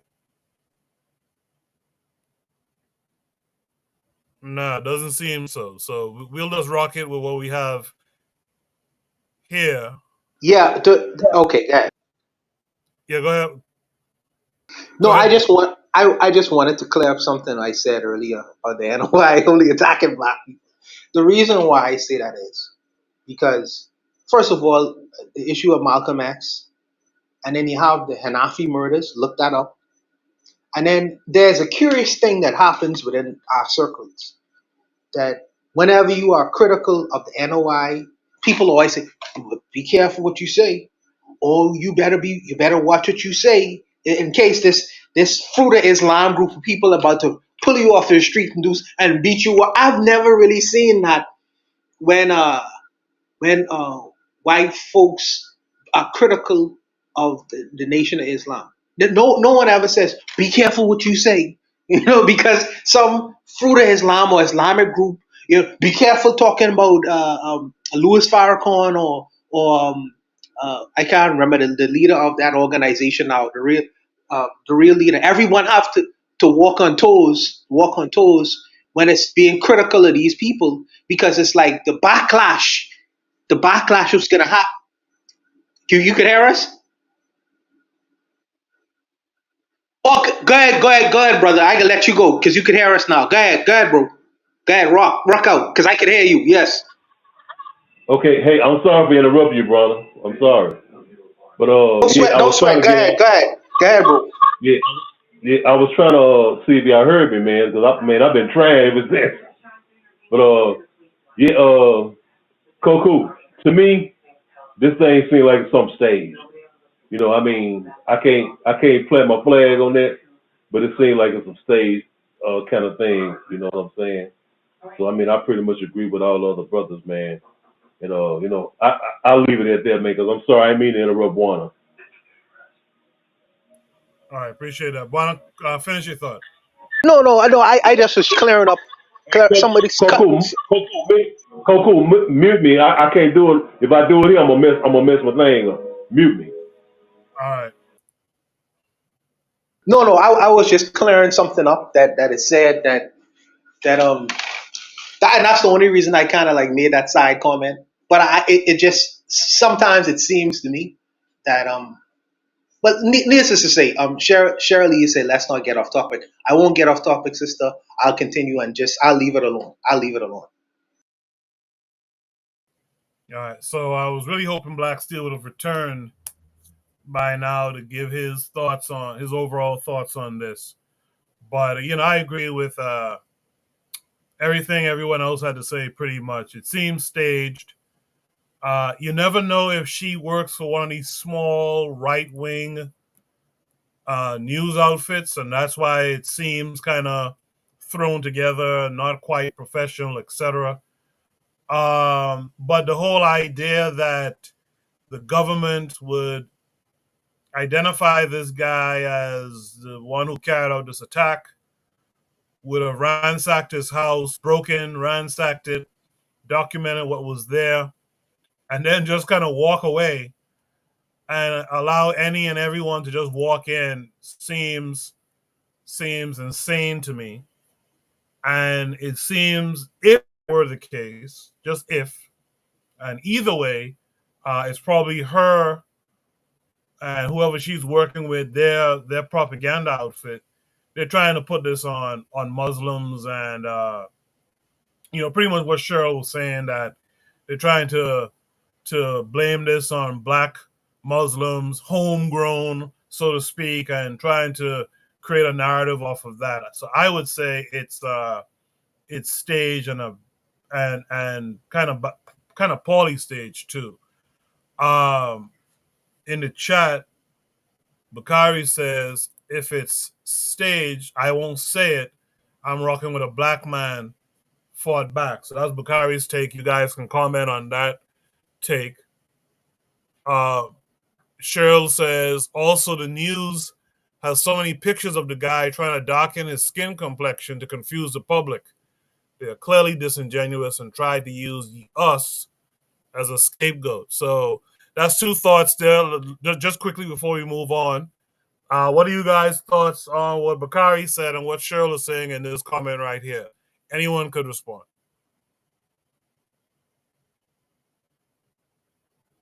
No takers, huh? Okay. I don't know if Anthony wanted to respond or not. Anthony, you want to say anything?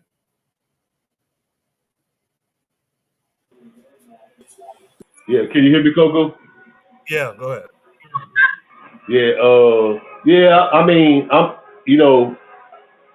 we still don't have enough information, so I'm gonna pretty much just try to wait and see. Wait and see, man. I gotta go for Brother Bakari. Yeah, that's it right there, Okay. Coco.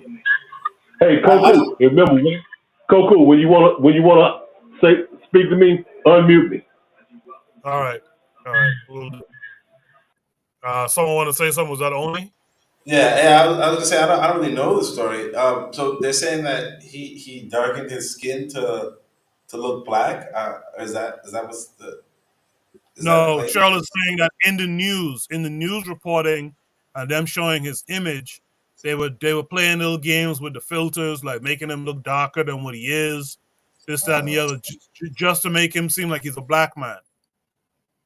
Oh, okay. I mean, okay. Why would the news did that? Because okay, that makes that's the thing though. It's like for me, it's like look, the state is showing you that they don't like you, and it really just comes upon you. Like, what are you going to do with that information?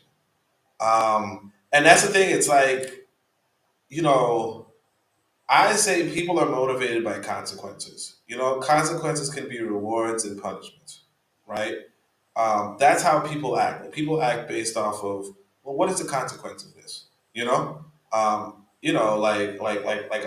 spend a lot of time with my son right now, and um, my son does things where he's like, hey, is there a reward? Is there a punishment? You know, in what I'm doing. And so when it comes to white people, they don't really face any sort of punishment for whatever they do to black people. So it's like, yeah, I mean, I don't expect their behavior to be that limited. You know, they darken somebody, they blame you, they burn your house, it doesn't matter what they do.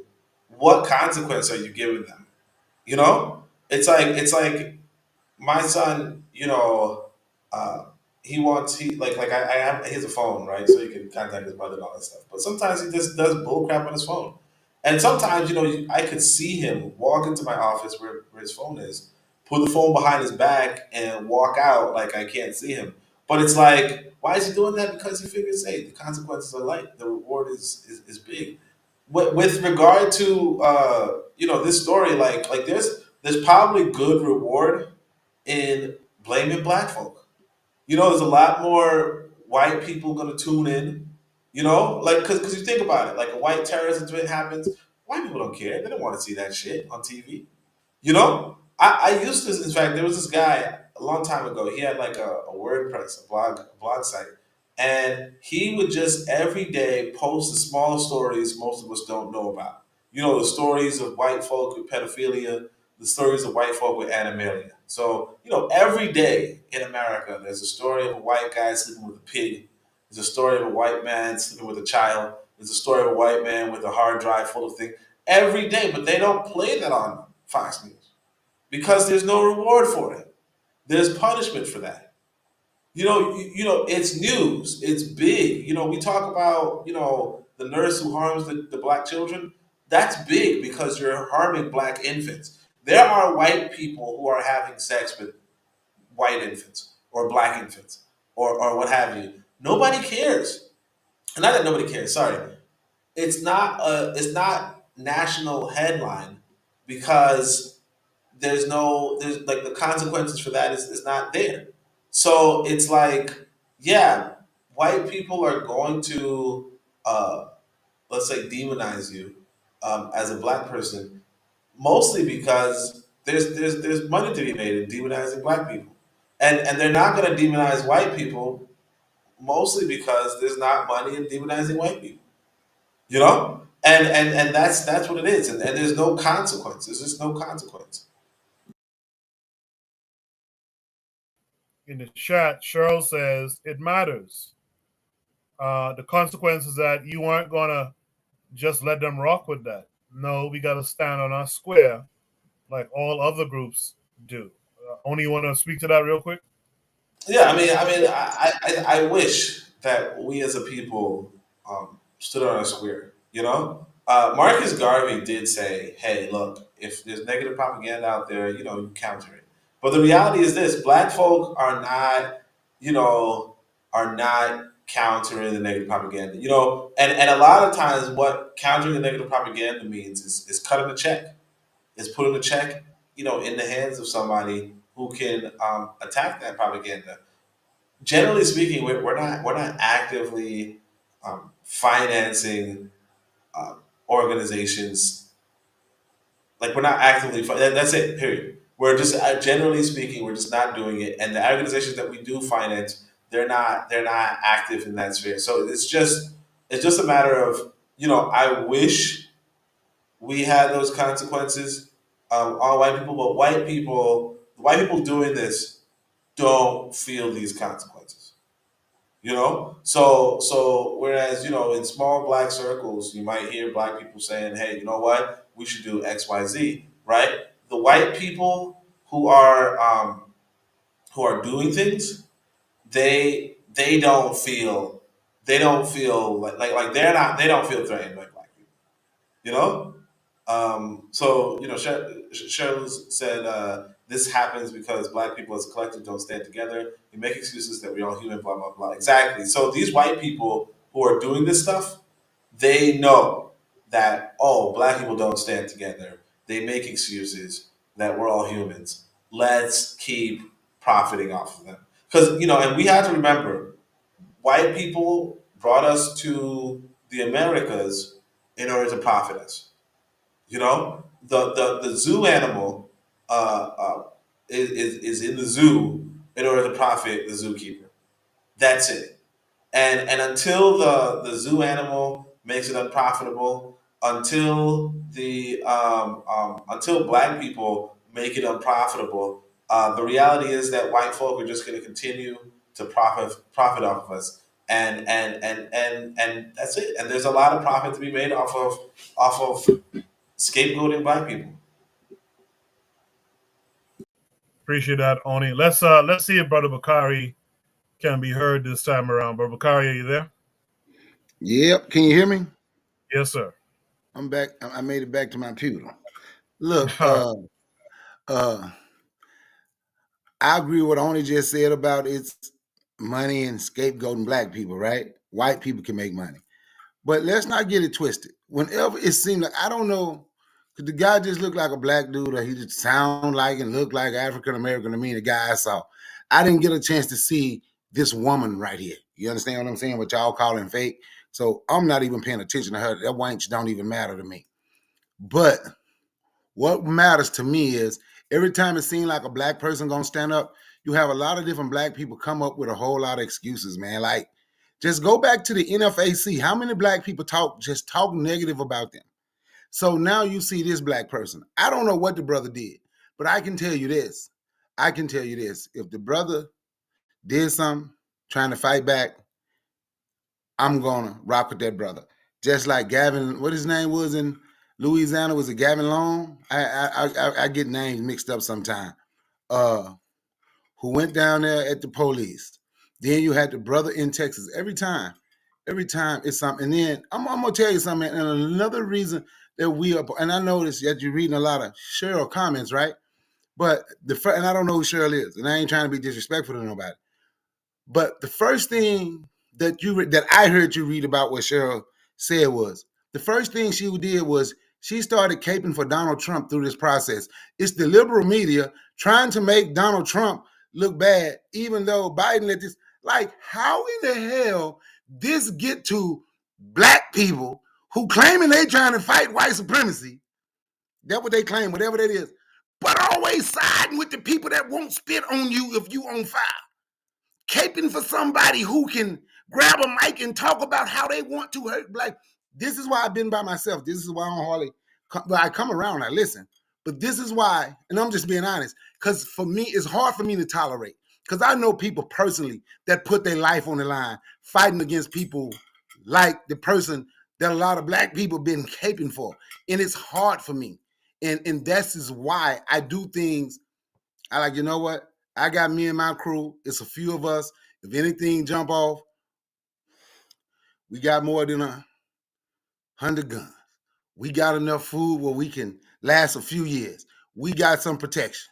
And that's what I normally rock with. And I'm just being honest because I can't. Me, mentally, it is hard for me to take anybody. We gonna turn this into, we gonna cape for Donald Trump, or anybody who we gonna turn this into, we gonna cape for Joe Biden. Let's look at this brother. What did the brother do? I ain't gonna even call it, and I don't know if y'all call him what, that fake or this woman fake. Like I said, I ain't see this woman. She don't even matter to me in the whole thing. The grand scheme of the thing was that brother that they put on TV, who whatever his name was, he got a Muslim name, and they trying to say it's a Muslim terrorist, but with it being a Muslim terrorist, they're putting an African face on Islamic terrorists. And more than just whether he did it or not, we need to see what they are doing so we can understand what we need to be doing. Because if they putting an African face on Islamic terrorism in the United States, they can't tell me and Anthony and Koku and Bawana and Oni, they can't tell none of us from any other African Muslim. So if it is something that's going on, we need to think about what they getting ready to try to do to black people over here in this country. And are we prepared for what's going to ever come our way? I yield to Mike. Bakari's better than me. I was trying to be nice because I heard that liberal stuff, but I wasn't trying to go there. But she said since Biden, da da da da. So she kind of made it like a partisan thing, something that I never heard. It just sounds like slander at that, towards Biden. But whatever. That's why I said what I said. I just found that interesting. Again, I don't know her either. You know what I'm saying? I don't want to scare anybody off. Everyone's entitled to their opinions, to their opinion. That's why I like this platform. But I mean, if she could show and prove that, I would like to see how more sleeper cells and people that hate America came in the military under Biden's watch. But hey, that's just me. If there's no last thoughts on this prompt, again, I was waiting for Black Steel to return, but he hadn't. If there's no last thoughts, so let's go to Shooter Breeze topic number 4 tonight. We're actually making a real good time tonight, too. I want to thank everyone who has joined the panel tonight. I know it's been problematic for some reason again this week, but we'll figure it out, and we'll make it work how it's supposed to work in the near future. Shooter Breeze topic number 4 says, let's celebrate our brother and sister of the year. This came with 2 attachments. The first one is definitely going to take us to Twitter. It's a post from African Stream. It says, Ibrahim Traore, African Stream's Man of the Year 2024. The tweet goes on to say, 2024 has produced both highs and lows for Pan-Africanism. Imperialist instigated wars continue to rage in many parts of the continent, including Sudan and the Democratic Republic of Congo, killing tens of thousands and displacing millions. Western puppets in the corridors of power across the continent continue to implement IMF policies that have inflicted immense suffering on the African masses and further entrenched the looting of our resources by outsiders. We also witnessed an escalation in attempts by the United States to curtail revolutionary media outlets such as ours.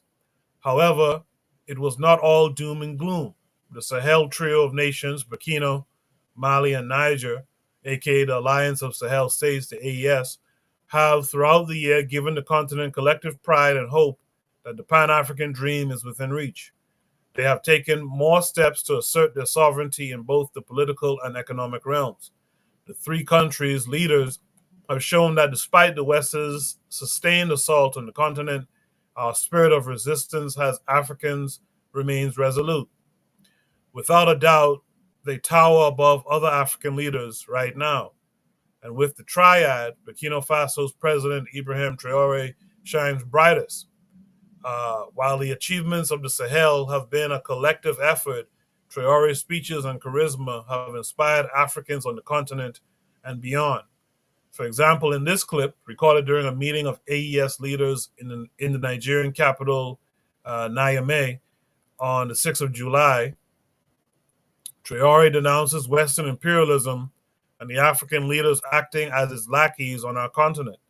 He says these leaders, whom he refers to as house slaves, are always ready to betray their people to make their imperialist masters happy. Seeing a young African leader standing up to the West in word and action is refreshing and inspiring. So there was little contest, really. Congratulations, Captain. You're African Stream's Man of the Year 2024. So let's see the video. It's a little over 2 minutes. We'll watch it and then we'll comment. Ces impérialistes n'ont qu'un seul cliché en tête. L'Afrique est l'empire des esclaves. C'est comme ça qu'ils voient l'Afrique. Pour eux, les Africains les appartiennent. Nos terres les appartiennent. Nos sous-sols les appartiennent. Ils n'ont jamais pu changer de logiciel jusqu'à aujourd'hui. C'est déplorable. Mais comment procèdent-ils? C'est malheureusement depuis donc ces années 60 où ces simulacres d'indépendance ont été donnés à l'Afrique. Ils n'ont juste fait que placer des valets locaux à la tête, selon eux, de leur sous-préfecture pour pouvoir continuer à les alimenter. Ces valets locaux que nous allons qualifier aujourd'hui d'esclaves de salon n'ont d'autre repère que de chercher à vivre comme le maître, à satisfaire le maître et à faire tout ce que le maître lui dicte. Ils volent, ils pillent nos États, amènent tout chez le maître et leur richesse est conservée chez le maître. Ils font tout pour vivre comme le maître et toujours le satisfaire. Lorsque le maître commande, ils exécutent. Savez-vous qui sont ces esclaves de salon? Eh bien, nous allons vous expliquer ce que c'est. Ce sont des individus qui n'ont aucune dignité, qui n'ont aucune morale, qui n'ont aucune personnalité. Mais le maître esclave a toujours su identifier ces individus. Ils sont toujours prêts à trahir leurs frères pour satisfaire le maître. Ils nous ont trahis depuis l'indépendance et d'autres continuent jusqu'aujourd'hui à nous trahir au profit de leur maître. Ces individus continuent toujours, contre vents et marées, à piller l'Afrique, à aider le maître à piller l'Afrique.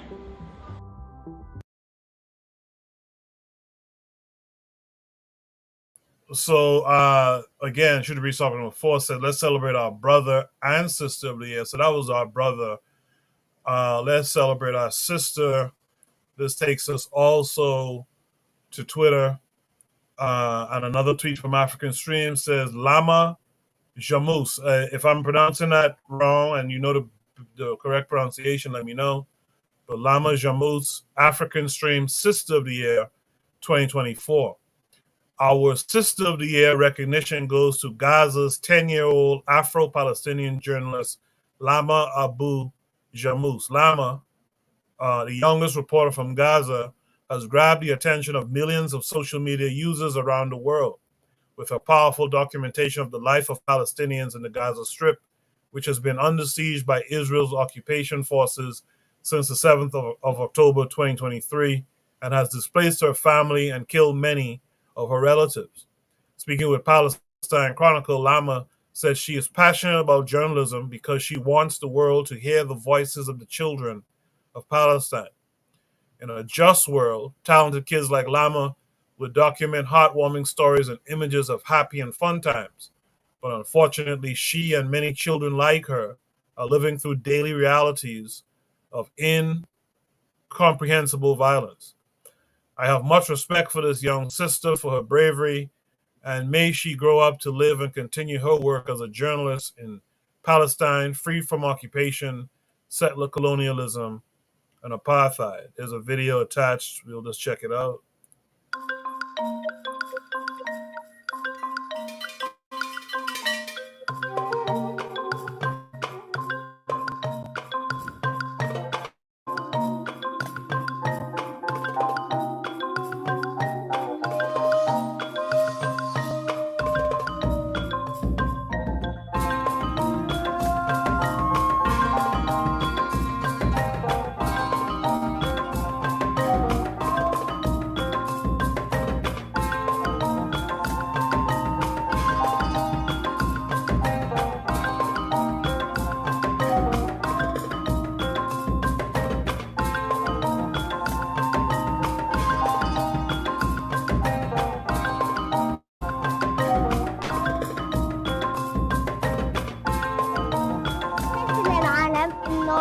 الحرب عنا.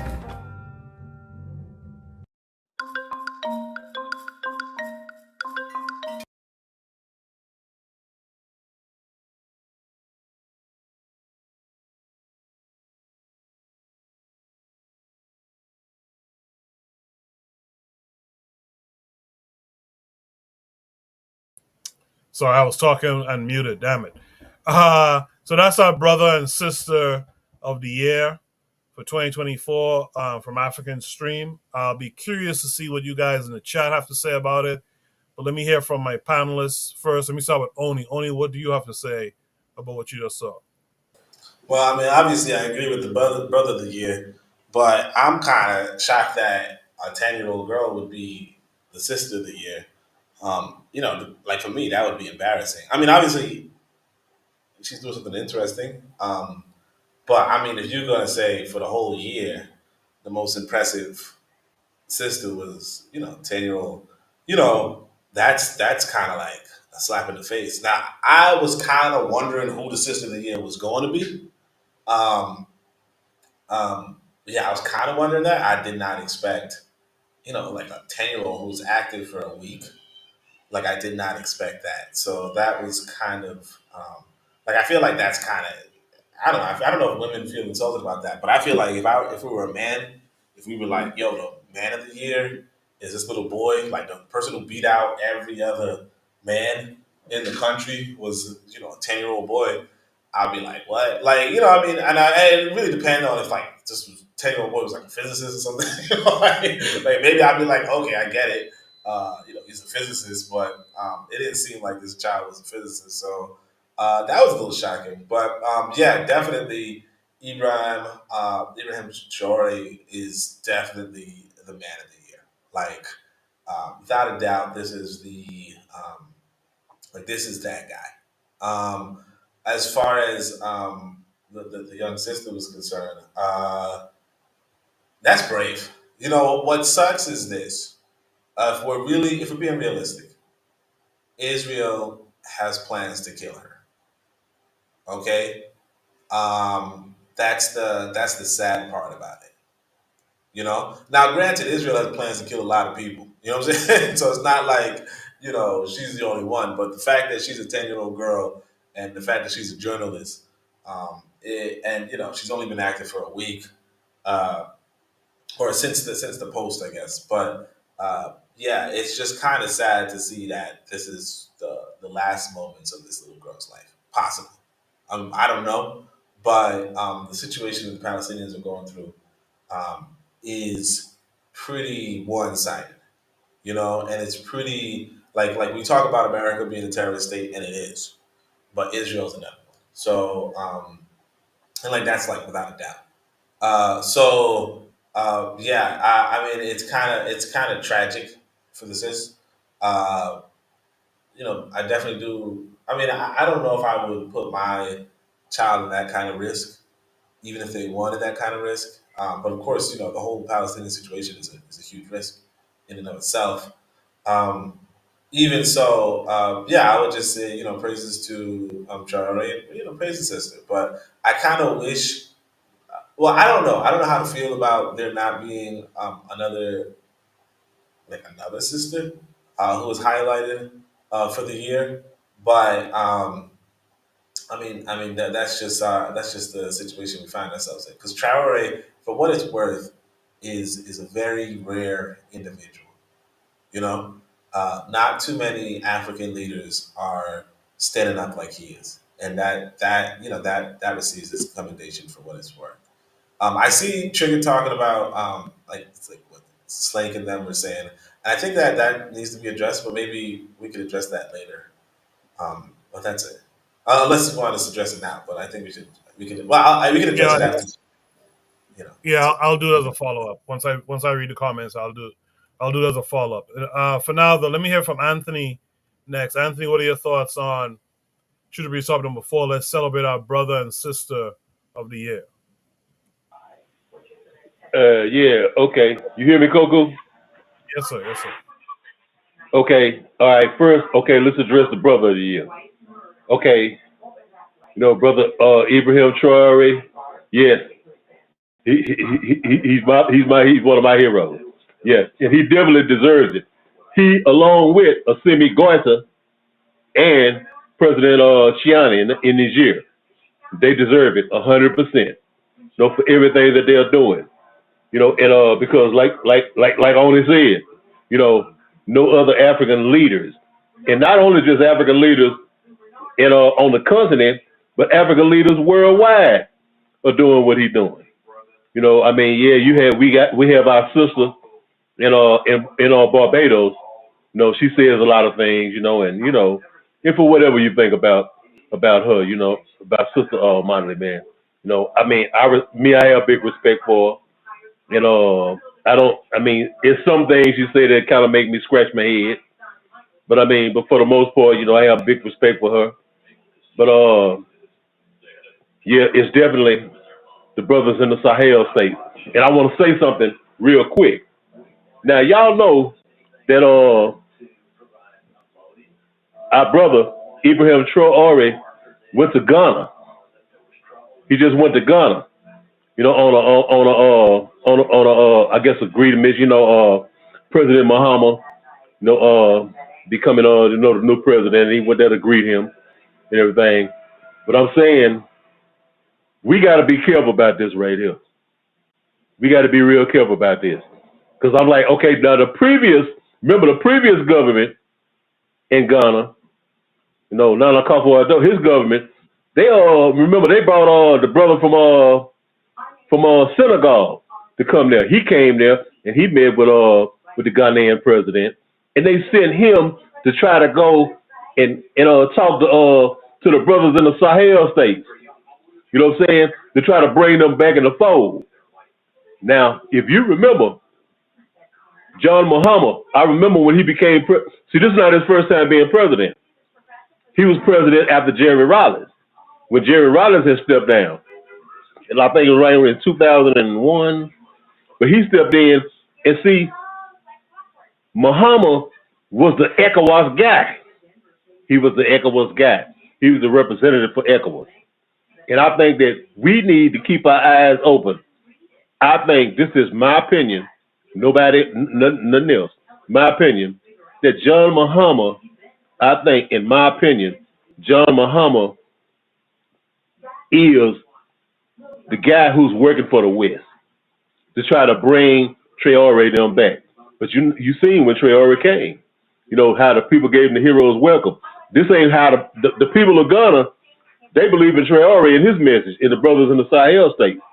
But I'm telling you, believe me, John Mahama, I think John Mahama is not who some of us want to think he is. John Mahama, to me, is working on the interests of France. Remember, who's behind the ECOWAS?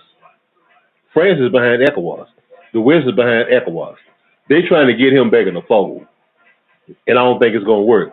Okay, that part about Traore and about the brothers in the Sahel state. Now, let's go to the sister of the year.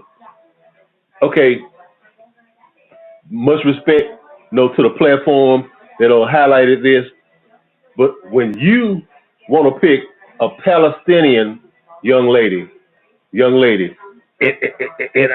look, all my love for my black Palestinians, all my love for my black Palestinians.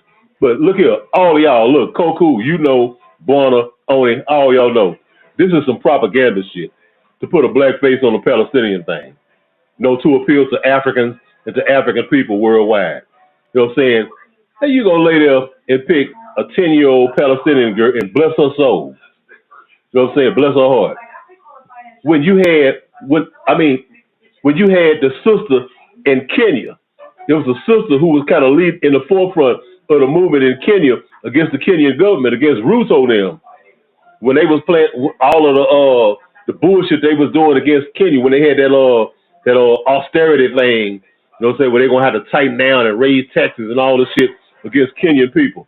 You know what I'm saying? And also when they was gonna get ready to send Kenyan soldiers to Haiti.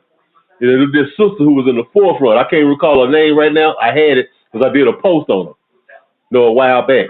And this sister was in the forefront of that, against Ruto and against the government, man. This sister, who was going hard on them, and Russo and them did everything to silence this sister, man. And not just her, but brothers and sisters in Kenya. You know what I'm saying? So I think we got to get away from this. It's almost like that Gaddafi syndrome. You know what I'm saying? Every time you look at a post, you see something about the great leaders of Africa, they'll put Thomas Sankara, they'll put Kwame Nkrumah, they'll put Patrice Lumumba. But guess what? They always come and slip more and more Gaddafi. they'll slip Gaddafi in. And I know, like, my brothers like Black Steel, they're like, Gaddafi this here. No, Gaddafi fought a war in Niger. He tried to control Niger. He tried to control Chad. He supported rebels to overthrow the government of Chad. To take over the Azu region in northern Chad was rich in uranium. And he also supported the civil wars in Liberia and in Sierra Leone, killing hundreds of thousands of Africans. So I ain't never gonna put no motherfucking Arab or Berber, Amazigh, whatever they want to call them in North Africa, up there. And that's the same thing when I look at brothers trying to highlight the Palestinian struggle. How the hell are we gonna highlight the Palestinian struggle when 7 million Africans, black people, that died and lost their lives and been displaced in the Congo? You know what I'm saying? All of the millions of brothers and sisters in Sudan who's been misplaced. With other people funding them campaigns. No, I can't do that, man. I can't do that. And so I'm just saying, no, okay, respect to my Palestinian black people, but no, I ain't going for that, man. I mean, that's to me, that's some bullshit right there. You gonna highlight them instead of highlighting Africans on the continent who fighting for the liberation of African people from Western imperialism, for the white power, global white power domination. So, and I'll just leave it right there, Koku. You can mute me. Okay, good stuff though. Good stuff though, Anthony. Let me hear from Kofi. Kofi, what say you to this? I don't want to sound like a broken record. Everyone pretty much said what I was gonna say. Pretty much enough respect due to Ibrahim Traore. Only thing I wish that I'm gonna add to him is just I wish all the other French speaking colonial powers will also take it to them. So I don't want to like just harp on all the things that Abraham Traore is doing. He's leading the way. I just hope he's an example for other colonial African countries to follow his lead.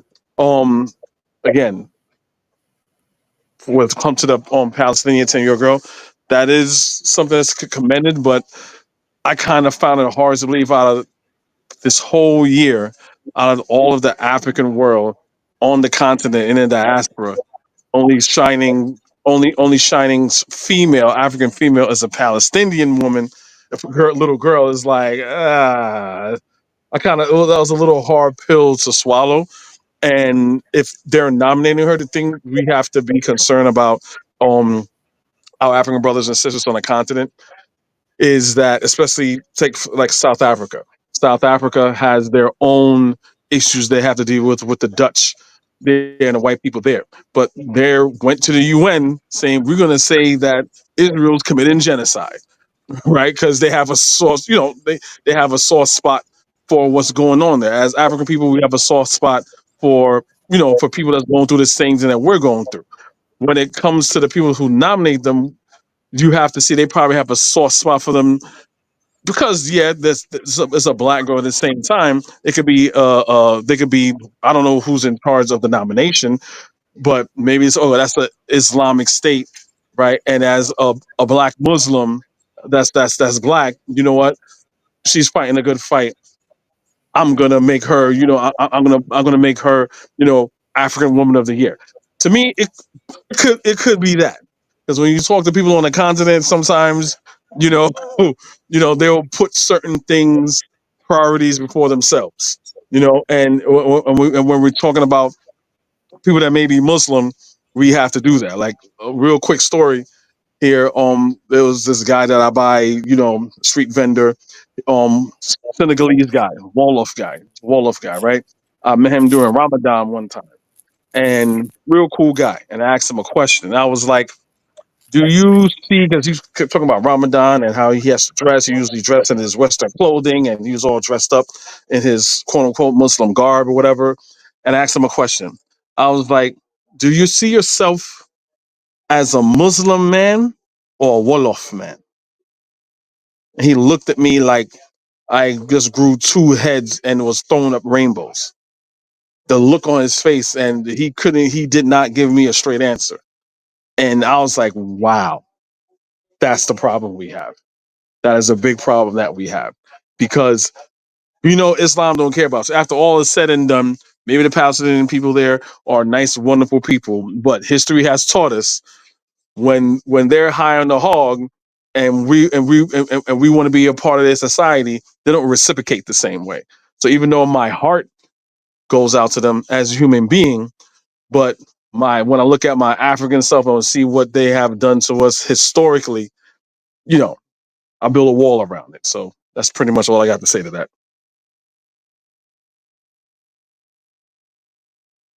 Appreciate that, Kofi. Let's have from Buana next. Buana, what's say?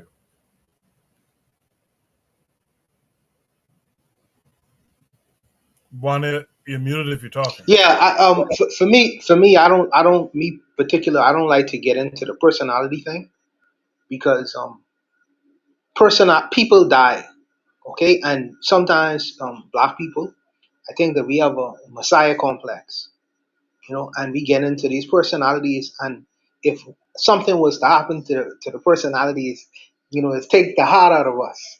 It's like we feel like God Himself died. And although I like this gentleman, I like Triori, and I know that he backs up the things that he talks about. This is one of the things that, for me, he's in there, me closer to him because he tries to execute on the things that he talks about.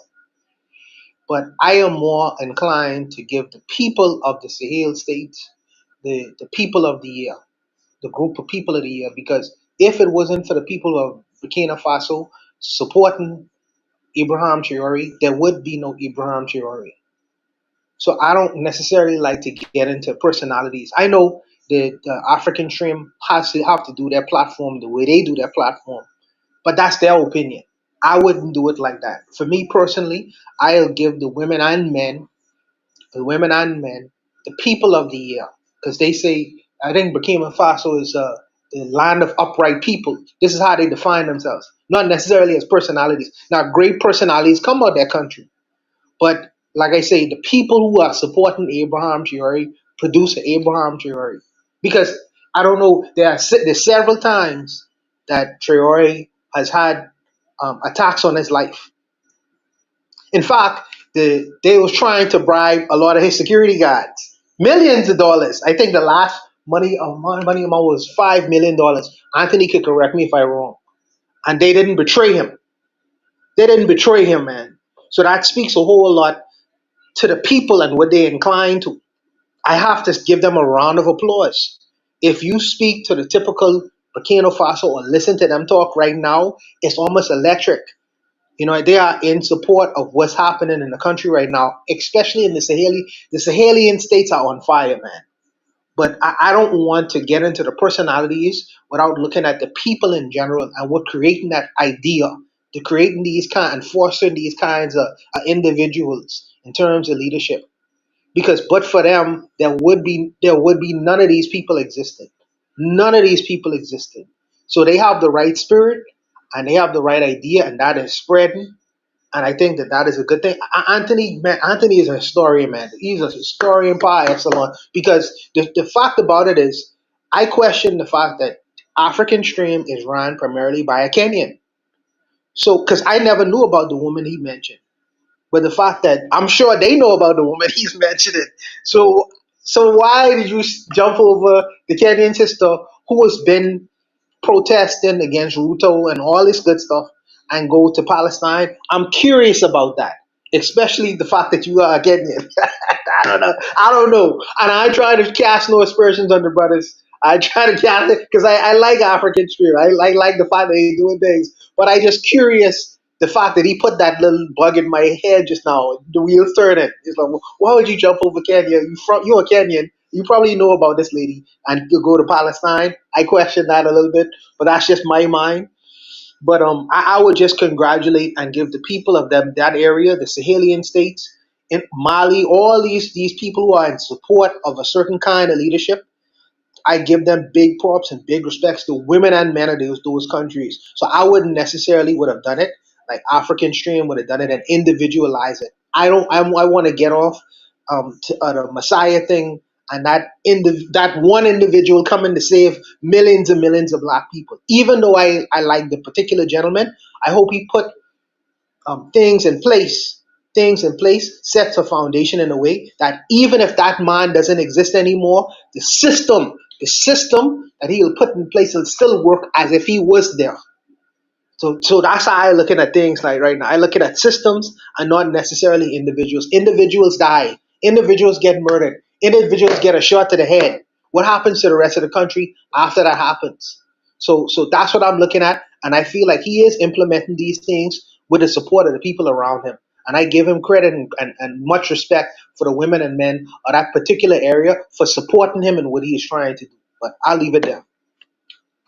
Appreciate that, Buana. Last but not least, we got Brother Bakari. Brother Bakari, what are your thoughts on this? Give a shout out to the brother. I can't ever say Ibrahim till I didn't ever say his last name right. You know what I'm talking about, from Burkina Faso.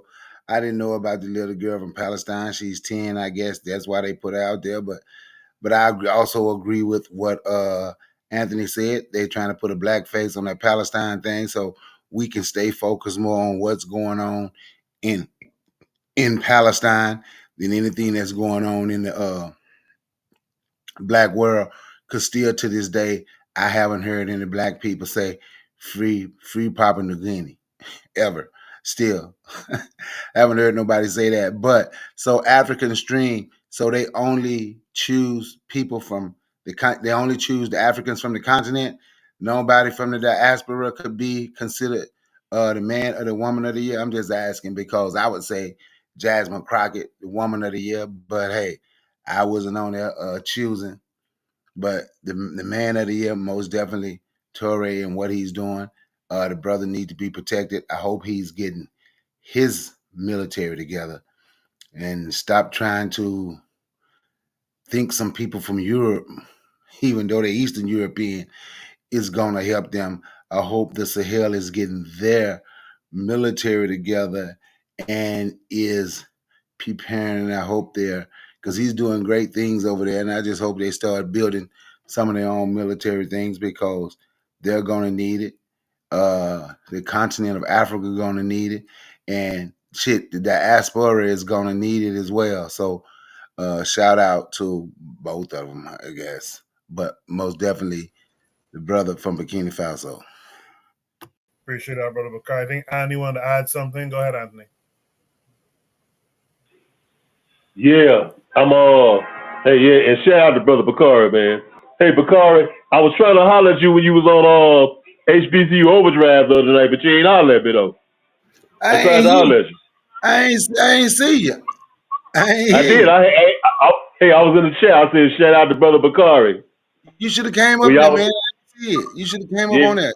Anybody can come up there. It was 4 of y'all on the chat, so on the panel. But I gave a shout out. If you go back, I shouted you out though.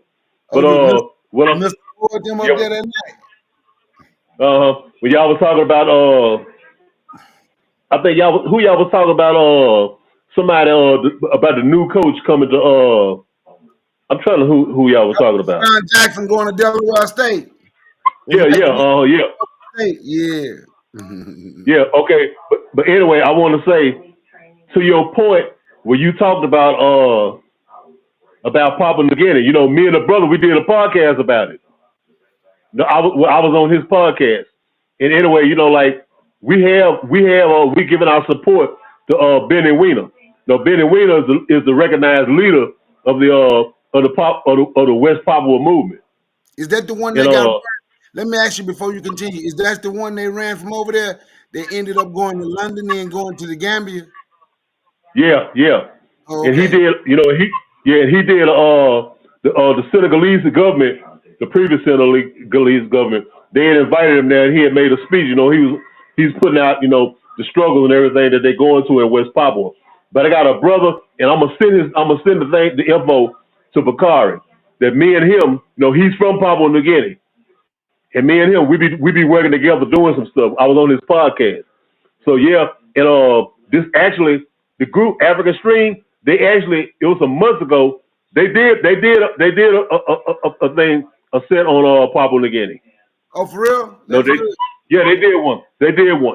They sure did. They did a whole thing on Papua New Guinea. excuse me, and they did a thing about black people in the South Pacific, like in Vanuatu, Papua New Guinea, Solomon Islands, and all of that, in Fiji. They had a thing about that. They had a little said about that. And so there is some movement. It ain't like it should be, but there is some movement. And but like I just wanted to, well, I basically I'm gonna knock off right there. I just wanted to throw that in because you could go and mute me, Coco. No problem. So, quick follow-up question and it's from what Trigger Happy asked earlier, but the gist of it is that I guess a lot of Pan-Africanists on social media have a problem with Traore's alleged, at least, diplomatic relations with Israel. Does this put a stain on his leadership? Anyone can answer. Whoever wants to start off can go ahead and start off. But does Traore having a relationship, a diplomatic relationship with Israel, does that put a stain on his leadership for you as a Pan-African? No, it don't put a stain on it for me. I think I don't see no difference in Israel and Russia. Nobody had a problem with him having any type of relationship with Russia. White folks is white folks. I say be careful. No, it don't. Don't. Not for me. I respect the brother. I appreciate what the brother's doing. You know what? He's young. He's young. He's in his 30s, right? So maybe if we had some people who could show him and teach him and mentor him, but over there, shit, everybody done sold everybody out over there. So the ones who feel they know, like mostly here, maybe we need to start maybe if we had a way and we talk to one another globally, right? Maybe we could talk to the brother and show the brother some things. You feel me? But he's a young man. He gonna make mistakes, just like even though I didn't agree with that Russia thing, but I don't agree with him dealing with Russia. But that don't mean it's to put a stain on what he's doing for me. I just understand who white people is, and there's no different than a Russian or an Israeli. Each one of them is gonna try to figure out a way where they can have power over you and take your resources and trying to trick you out of all your stuff. By the way, Bakari, Trigger Happy 262 plus in the chat said Bakari is cooking with that. Why do we not talk about our people in the Pacific suffering under occupation from a Muslim-dominated country such as Indonesia or the French with New Caledonia? So shout out to you for bringing that up as well. Does anyone else want to respond to that? Does it put a stain on Traore having diplomatic relations? Looks like Anthony wants to respond. Anthony, you go ahead. Yeah. Hey, okay. Now, see, y'all just came with someone new. I didn't know about that, about his relationship with Israel. But maybe if y'all could enlighten me a little bit. But what I want to say is, okay, about the relationship with the Russians. Okay, I agree 100% with Bakari.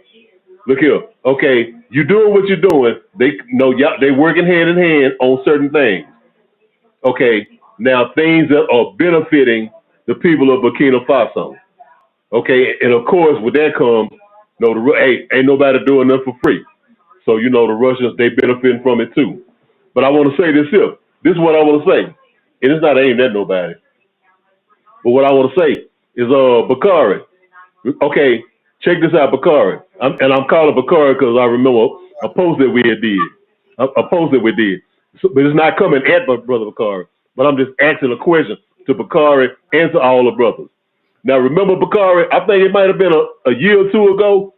Remember when we was talking about the white girl who was the field goal kicker for the black HBCU team? Yep.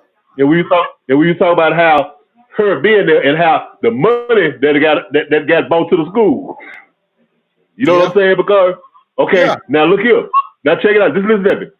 Now, we don't give a damn about the white girl. But you know what? But if her coming there bought some more money to the school and to our schools, which we know are struggling financially, okay, hey, look here. Let's take these crackers' money. You know what I'm saying? And let's do this here. Okay, now put it in the terms of Burkina Faso.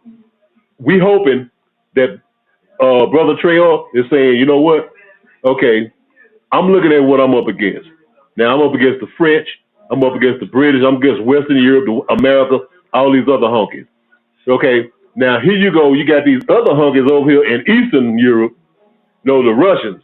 Okay, now I know that a honky is a honky, but you know what? These honkies don't like each other. These honkies don't like each other.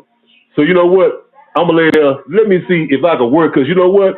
We don't have some of the weapons, some of the stuff, the technology, whatever. No, we can't. And right now, we can't build a nuclear facility here to give electric power to our country. But these Russians, you know, they got the technology and they want to come in and build it. Okay, okay, we'll work with them and we're gonna get that shit built so it can help our people. Okay, you know what I'm saying? But at the same time, like you say, but I'm gonna keep my eye open because see, we're not trading one colonizer for another one. You know what I'm saying? Yep. We gonna let it look here. You know what I'm saying, Bakari? Yeah, Okay, let's you get use what we can use. Let's use what we can use. But at the same time, hey, when it come to well, hey man, we want to buy some, we want to get this land or all this shit. Hey, look here now, man. We independent, sovereign people. I'll knock off right there and let Bakari answer. Go mute me, Coco. No, you know what? You absolutely right. You use what you can. You know, I just don't want us to start. That's why I said I won't turn. It don't stain it for me because he's dealing with the Russians. Shit, no, maybe it's something they can get. Shit, like if they coming over there and can build something that we can't, you know, you got to make that deal. You come build this, but my people got to learn how to build it, and we gonna build the rest on our own. If Israel got something you ain't got, if you can get some of that damn Israel millet, just be careful because they ain't gonna ever give you nothing to defeat them. But we need to be taking their stuff and breaking it down. It need to be, first of all, it need to be more countries over there in West Africa, all of joining this Sahel or whatever it is they want to call it, so we can come, so they can come together. So while this brother making his moves, we need to have other countries and other people. We need to be getting stuff, our engineers breaking other people's stuff down so we can start building our own. And I agree, you use what you can. I have no problem with that. That's the same thing Bawana said a long time ago. And my biggest thing was don't depend on them so much. If you're going to depend on them for war, make sure they're on the front line. If we can trick them to get on the front line for us the way they have done us all these years, you understand what I'm saying? Let them get them. But we need to be more of us, and we need to be making some of our own stuff. And I'm going to say this for the people that, and I know it's none of us, it's nobody on this panel. For the people that brag on how great America is and everything that we've learned in America, so on and so forth, the sad thing is none of our engineers are here going there. And you don't have to go for free. Going there and showing brothers how to make some of this military equipment as much as you can so we can start making our own. So on that, I yield the mic. All right. If I could join too, what I would say to this is, you know, if you post a question again, but what I would say to the ambassadorship of this Israel thing is you got to understand what an ambassador is, and you got to understand what an embassy is. You know, the reality is if you have, um, let's say, your airport travels to so and so country, right? If you have an airplanes traveling to your country from another country, and it travels to another country, whatever. But the reality is, as long as you have people or citizens of another nation coming to your nation, right? You'll probably want an embassy, and you probably want an ambassador. Okay, and that's just the reality of the world. You know, one of the issues with these Twitter scholars is that, or these Twitter Pan Africanists, is that they have great diplomatic relations with America. You know what I mean? They have great diplomatic relations with America, but let anybody else have diplomatic relations with America, and that's a problem. let anybody have diplomatic relations with Russia, Israel, whatever, that's a problem. But it's okay to be, tit and mouth with America. You know what I mean? That's where there's a problem. Now, I would say, I'm looking up embassy, right? The U.S. Embassy in Tanzania. It says the mission of the U.S. Embassy is to advance the interests of the United States and to serve and protect U.S. citizens in Tanzania. So me, like, for what it's worth, I'm a U.S. citizen, right? In Tanzania, right? So technically, if I didn't have this U.S. Embassy in Tanzania, right? Technically, as a U.S. citizen, I would I wouldn't really have any, like, let's say, exceptional protection of the law. Any exceptional protection from the law. Now you might say, well, you'll just have the local protection from the law, right? And that's okay to some people, but to some people it's not enough. To some people it's not enough. And you have to come to terms with that, from a realistic perspective, that whether or not you believe that Tanzania should have diplomatic relations with U.S. embassy or the United States, whether or not you believe that, the reality is that a lot of Americans fly to Tanzania, right? A lot of Americans do business in Tanzania. A lot of Americans, so on and so, a lot of Americans want Tanzania to recognize their passports. A lot of Americans want Tanzania to so on and so forth. And in order for Americans to actually do that, you would want to, like, the Americans would want at least a U.S. embassy, at least a local advocate for them. The same with the ambassador. An ambassador is, I'm looking at the definition here, right? Is an accredited diplomat sent by a state as its permanent representative in a foreign country, right? So yeah, Israel would. I'll say this: I don't know what's going on in Burkina Faso. I could say this, that maybe there were Israeli people, and it could be just like a handful, could be like 200, 300, whatever, right? But maybe there were Israeli people in Tanzania prior to Traore getting into power, and that's a lot of things that people don't realize, is that even though Traore came to power, he didn't necessarily get rid of everybody who was there before.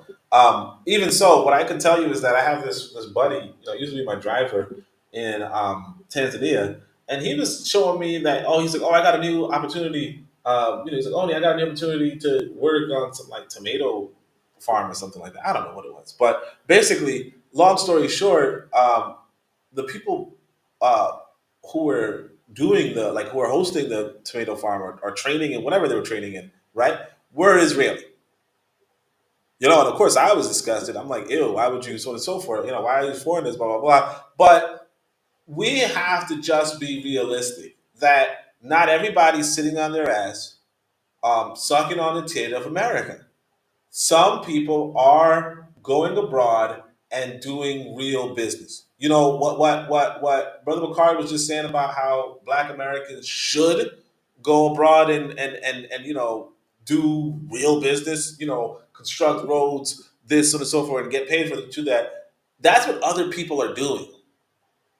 Like other men are going out in the world and getting shit done. And so because other men are doing that, they get embassies, they get ambassadors, right? You might not like that the person doing it is an Israeli. You might not like the person doing it is an Indian, right? But there are men, or you might not like that the person doing that is a Chinese person, right?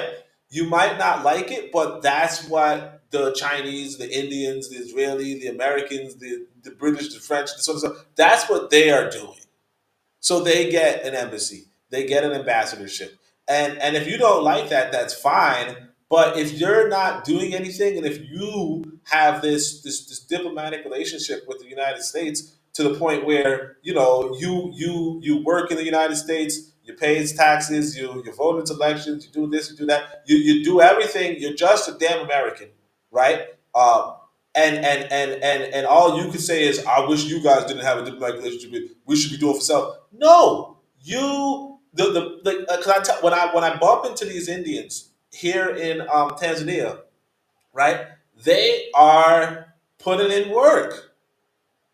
You know, they are putting in work. They're going back and forth between India and bringing in whatever Indian products they want to sell in Tanzania. The Arabs the same. They're selling gold and gold rings and silver rings and jewelry and all that kind of stuff. They're doing this regularly, regularly. And of course, they're going to have an embassy and an ambassadorship. Of course, they're putting money, they're putting business. And then you say to yourself, well, why don't we just close that and do everything for ourselves? Because we're not doing for ourselves, you know? Or even because even if you are doing for yourself, if somebody else comes along and says, hey, look, I can do this too, and nobody, and they're the only people coming around saying that, guess what? They're going to get special things. They're going to, whenever you do something, you're going to get special privileges. And I think black people have to come to terms with, you can't just be a Twitter Pan-Africanist. You can't just be a Twitter Pan-Africanist. And I'm talking about the guys that were posting, right? You can't just be that and then expect everything to go your way. You know, because real leaders aren't sitting around looking at your Twitter feed and saying, yo, this dude is right. You know? When the Indian man is at your door saying, hey, look, can I come into your country? I'll give you a cut. You know, I'll give you 10% of what I sell, right? But I want to sell some silver to your population. And if your population buys the silver, you know, you get some money, and I'll go back home and I'll be happy. And that's it. And so that same Indian man, he has an embassy. He has an ambassador there because in order to make his whole business thing light. And it's the same with this Israeli person. Whether or not you agree with the quote unquote genocide, I'm not saying it's not a genocide. I'm just saying whether or not you agree with it. If an Israeli citizen is going to do some sort of business somewhere in Africa, whatever it is, right? He's probably going to get diplomatic relations, and you just got to be an adult about it. That's it. Any other thoughts on this topic here? Yeah. Okay, No, go ahead. go. No, just quickly. The only thing I would do is, yes, I would establish relationships with all other countries, as many countries that I could, because if you run in a country, countries don't have permanent friends or enemies. Just have permanent interests. That's what the United States says. So I would treat it like, well, can this country benefit me? Do this country have resources or manpower or skill sets that'll benefit my country? But the other side to that is, I'm gonna treat my arrangement and relationships with countries that has historically treated me sideways. I can treat them sideways too. Like France. If I have to get an arrangement with France, I know that France is notorious for reneging on any kind of arrangement they have with African countries. They go against Sarkozy. Nicolas Sarkozy was the president of France one time, and he went to Gaddafi. Gaddafi gave him money to become the president of France. And when he became the president of France, he didn't honor any commitment with Gaddafi. You know what he did? He started telling the world that Gaddafi is the mad dog of Africa. So I mean, they don't respect our arrangement and relationships with them. But African leaders too many times take what the European countries say too seriously. So it's like, well, I gonna have an arrangement with him, and I'm gonna try to see if it could benefit me, how it could benefit me.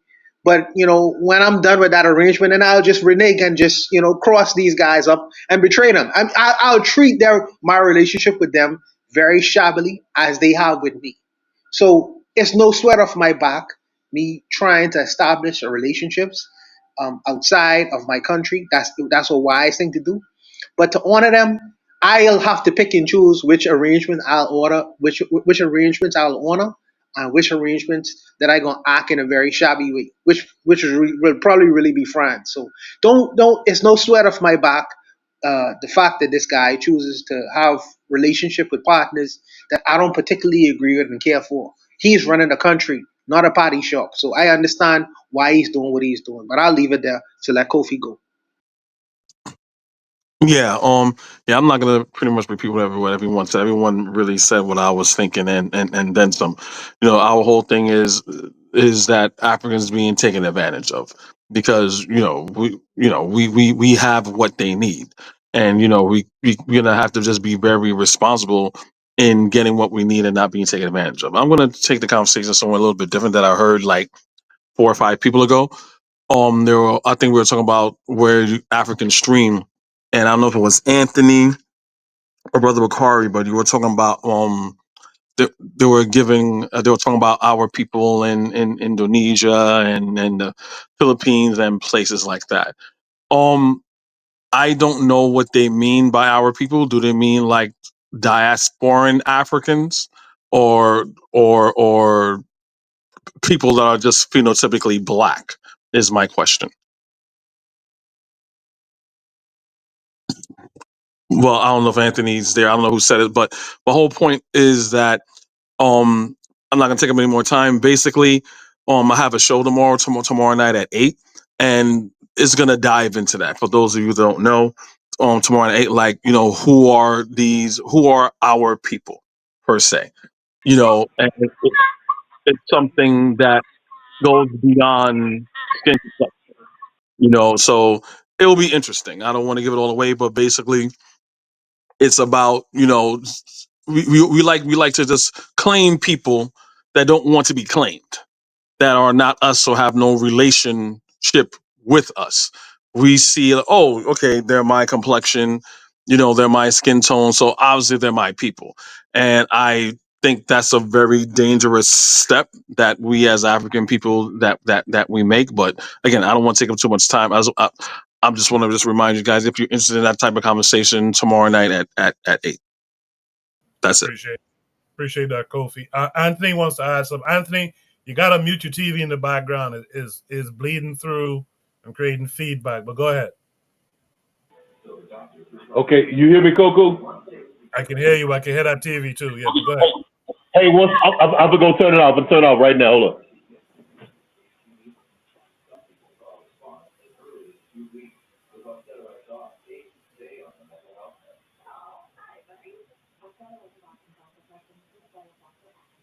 All right, Yeah, we can't have silence. yeah. Kofi, Yeah, I'm not sure if Anthony's That's been. good. All right, go ahead, Anthony. Coco, that's good. Yeah. Go ahead. Okay. Hey, Kofi, that's a good question. I thank you for that. 100%. Okay, let me talk. Let me elaborate on it. Okay, we talking about the black. Okay, I want you to, Kofi, and make sure you put this down. Write this down. It's a brother who's from Bermuda. He's a scholar. He's a historian and a scholar on Africana studies and black studies. His name is Keto Swan. Koku, you ever heard of him, Keto Swan? No. Okay, his name is Keto Swan. Keto is spelled Quito. Swan. Like a swan, SWAN, Swan. And he's from Bermuda. And he did a whole big work from a brother named Roosevelt Brown, who was from Bermuda. Now, Roosevelt Brown is known as Paolo Comerica Fago. That was his name, his adopted name, his African name. But okay, Keto Swan, okay, Paulo Comerica Fago was a brother in 1960s. He was one of the chief organizers in the 1960s of the 1969 Bermuda World Black Conference. It was a black conference that was held in Bermuda, and where black leaders from all over the black world, Black Panther Party members, black revolutionaries from all over the world, from Africa, from the Caribbean, all met there in 1969. Okay, among the brothers who met there were some brothers from the South Pacific. One of them name was Walter Lenny. Walter and Lenny is spelled Lini. Walter Lenny. He was from Vanuatu. Now, previously, Vanuatu was a British and French condominium, a joint colony known as the New Hebrides. Okay. Walter Linney was a black revolutionary. Okay, he was fighting for the independence of Vanuatu from French and British rule. They had a Black Power movement. It was a Black Power movement in the South Pacific. They was in conjoin with some other brothers in Papua New Guinea, which was under Australian rule. Now the leaders in the Papua New Guinea was a brother named Leo Hannet, who was from the island that's a part of Papua New Guinea. It's called Bougainville. Okay, and also the leader of the movement in Papua New Guinea, his name was Michael Samari. Now they had an organization. They was the Black Power. They was like the black. They was basically the Black Panthers of Papua New Guinea or the South Pacific. You had a sister from Australia. Her name was Bobby Sykes. In Australia, the black indigenous people, the Aboriginal people, had the Black Panther Party of Australia. It was led by a brother named Dennis Walker. He was a black Aboriginal from Australia. Now, all of these people conjoined in Bermuda at the World Black Congress, the Black Power Congress. So all of these people, these brothers and sisters from the South Pacific, joined with so-called African Americans, with black people in Africa, African people in Africa, African people from the Caribbean, and African people from the continent. And they had a world conference, a conference of all black people. Now, Walter Linney also in the 80s, he came to, they had a conference in Lusaka, Zambia in 1980-81. At that conference was Maurice Bishop, Walter Linney, and all these brothers. Walter Linney was an admirer of Julius Nyerere, Tanzanian socialism. Maurice Bishop was also there. Both of them were admirers of Nyerere and of Tanzanian socialism, and they implemented Tanzanian socialism in their country. Walter Linney wrote a book called Pandemonium. It's a book called Pandemonium. It was about the liberation struggle, the black liberation struggle in Vanuatu. You know what I'm saying? So what I'm saying is these people who I refer to as our people, black people, these people were a part of the black struggle and said it. Walter Linney was one of the main supporters of the Namibian liberation movement and of the South African liberation movement. You know what I'm saying? Matter of fact, Nelson Mandela, they named the street after Nelson Mandela. Nelson Mandela visited there. Well, Now, so I'm saying, I like the angle that you have, and I'm learning because I didn't know that, but the angle you're coming from is a noteworthy one, and it should be mentioned. But the angle that I'm going with it is a little bit different. So if you could come through tomorrow at 8, that'll be. I'm not gonna take up too much of Kofu's time, but thank you for that answer. I'm certainly gonna look into that and apply it to, tomorrow night. But Kobe, just 1 minute, just before you log off, just tell me what you think the contradiction is. The contradiction, again, my angle is basically claiming people that's not ours. So now what you're saying is basically politically we have pretty much the same enemy, the same colonists, which would be Britain. So basically they're pretty much following a political military strategy in order to liberate themselves that they use. So obviously we could find solidarity in that. So when they did have that conference, okay, they can find solidarity within that. So to me, when it comes to that, yeah, I mean, we're quote unquote black in the struggle, but to me, that's pretty much where it starts and where it pretty much ends wholly. But again, my whole thing is basically is like historically, besides then, before colonialism of those those Pacific Islanders, like the Jarawa people and people from Papua New Guinea and other people from the Philippines and stuff like that that we consider black. We never had any relationship with those people. Those were not our people. That we weren't doing any type of maritime trading that we're aware of. We're culturally different. We're genetically different. The only thing that made us together come together is through, unfortunately, is British colonialism, right? Because then we had a common enemy and we came together. We had that conference, and then obviously white people look at us all as the same. Okay, you're just a black person from a different place. But again, we'll get all into that, tomorrow. But thank you for that. Thank you for dropping that gem for me to look into. Kofi sound like FBA and ADOS. Again, go to my channel. You're gonna see what I'm talking about. It's to me to dispel all that. Hey, Bakari. Hold on. One thing I want to say before Coco mute me. When Vanuatu achieved its independence in 1981, Walter Lenny designed the flag, the national flag of Vanuatu. And guess what the colors was? Red, black, and green. That's the flag of the Vanuatu. That's their flag now. He made it off of the Garvey flag. You know, Kofi, Vanuatu was the first Asiatic black man, like Elijah Muhammad say. Anthony, it's another thing you said, and I can't remember the brother name that left Papua New Guinea and went to England and then went to Senegal and Gambia. The first thing he did, if you listen to his first speech when he went to Africa, the first thing he said was he's back home with his people now. We do to his name was Benny Wiener. Benny Wiener. That was the first thing he said in his speech. We're back home with our people now. So mute me, Coco. If people left the continent of Africa a long time ago, we understand that. So if they left a long time ago, they say, because one of the first things they say evolve is your DNA. So people, they've to where they are. But something like you can look at an Asian, you can look at an Oriental, and you can tell they are Oriental.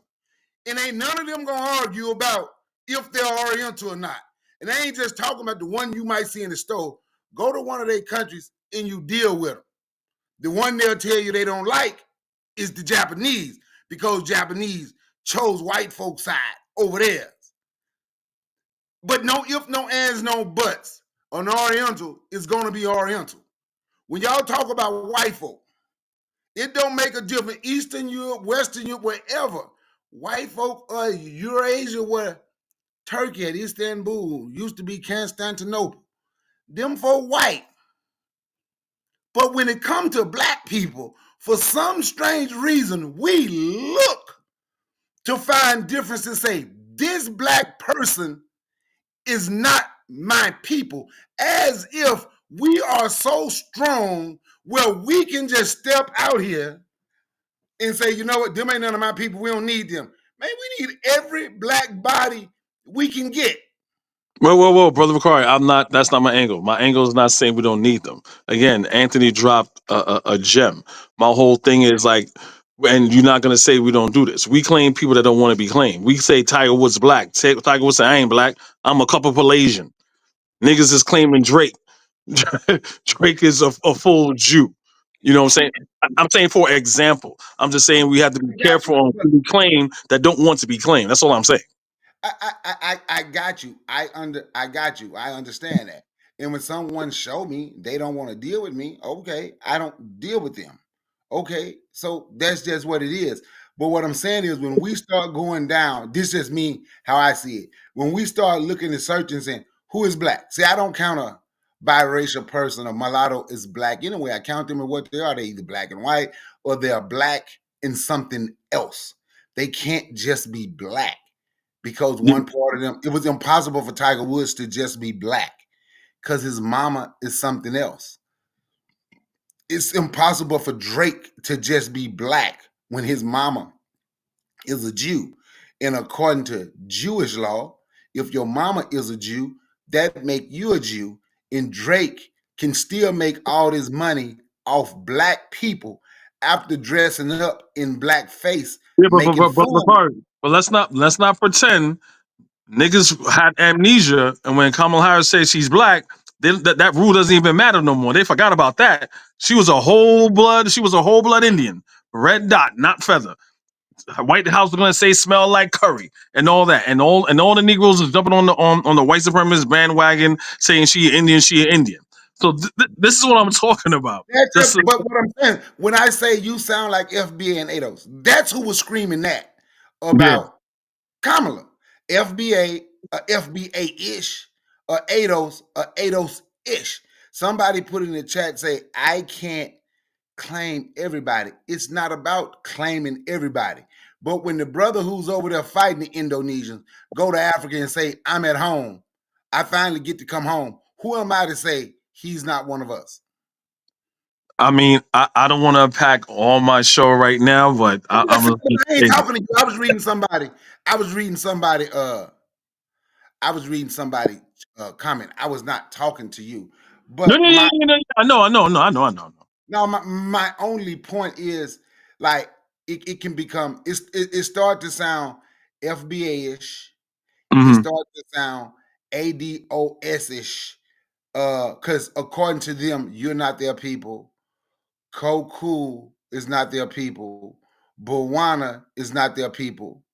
My children probably can't be. Actually, I've been told that my children is not their people because their mama have Trini and Gullah Geechee roots. My grandson is not their people because they Haitian. So when do we stop searching to find the ones that not our people, and let's just search for the ones that down with us? Understood. You'll unpack it tomorrow. Okay, we'll unpack. I'll see you over there tomorrow. I'll come over there at 8. All right, cool. Yeah, I'll pass through tomorrow as well. I'll at least be in the chat. That's the show for tonight. We did have a fifth topic, but time is up now. I see Anthony with his hands up, but Anthony, I'm trying to move off of this now. But go ahead, Anthony. Make it quick, please. No, Koku, I just want to know, ask Kofi, what time the show gonna be? It's gonna be at 8 o'clock tomorrow night. Okay, you can mute me, Koku. 7 o'clock your time, Anthony. So before everyone leaves the panel and leaves the chat, I'd like everyone to give a positive shout out. It could be something in your personal life, something that you've seen in the African world, or what have you. But I'd like everyone to give a shout out before they leave. Only I'll start with you because it must be 7 o'clock in the morning where you are. Only, what shout out would you like to give this week? Well, obviously to the man of the year, the brother of the year, and the sister of the year. Shout out to Traore, shout out to the Palestinian, the Afro-Palestinian journalist. It's been a good year. Hopefully this year is an even better one. So that's pretty much all I can shout out. Hope everybody's ready for this 2 weeks. But other than that, nothing in particular. That's all. Thanks for the show, and thanks for everybody's time. That's all. Appreciate you, Oni. Hopefully we'll see you again soon.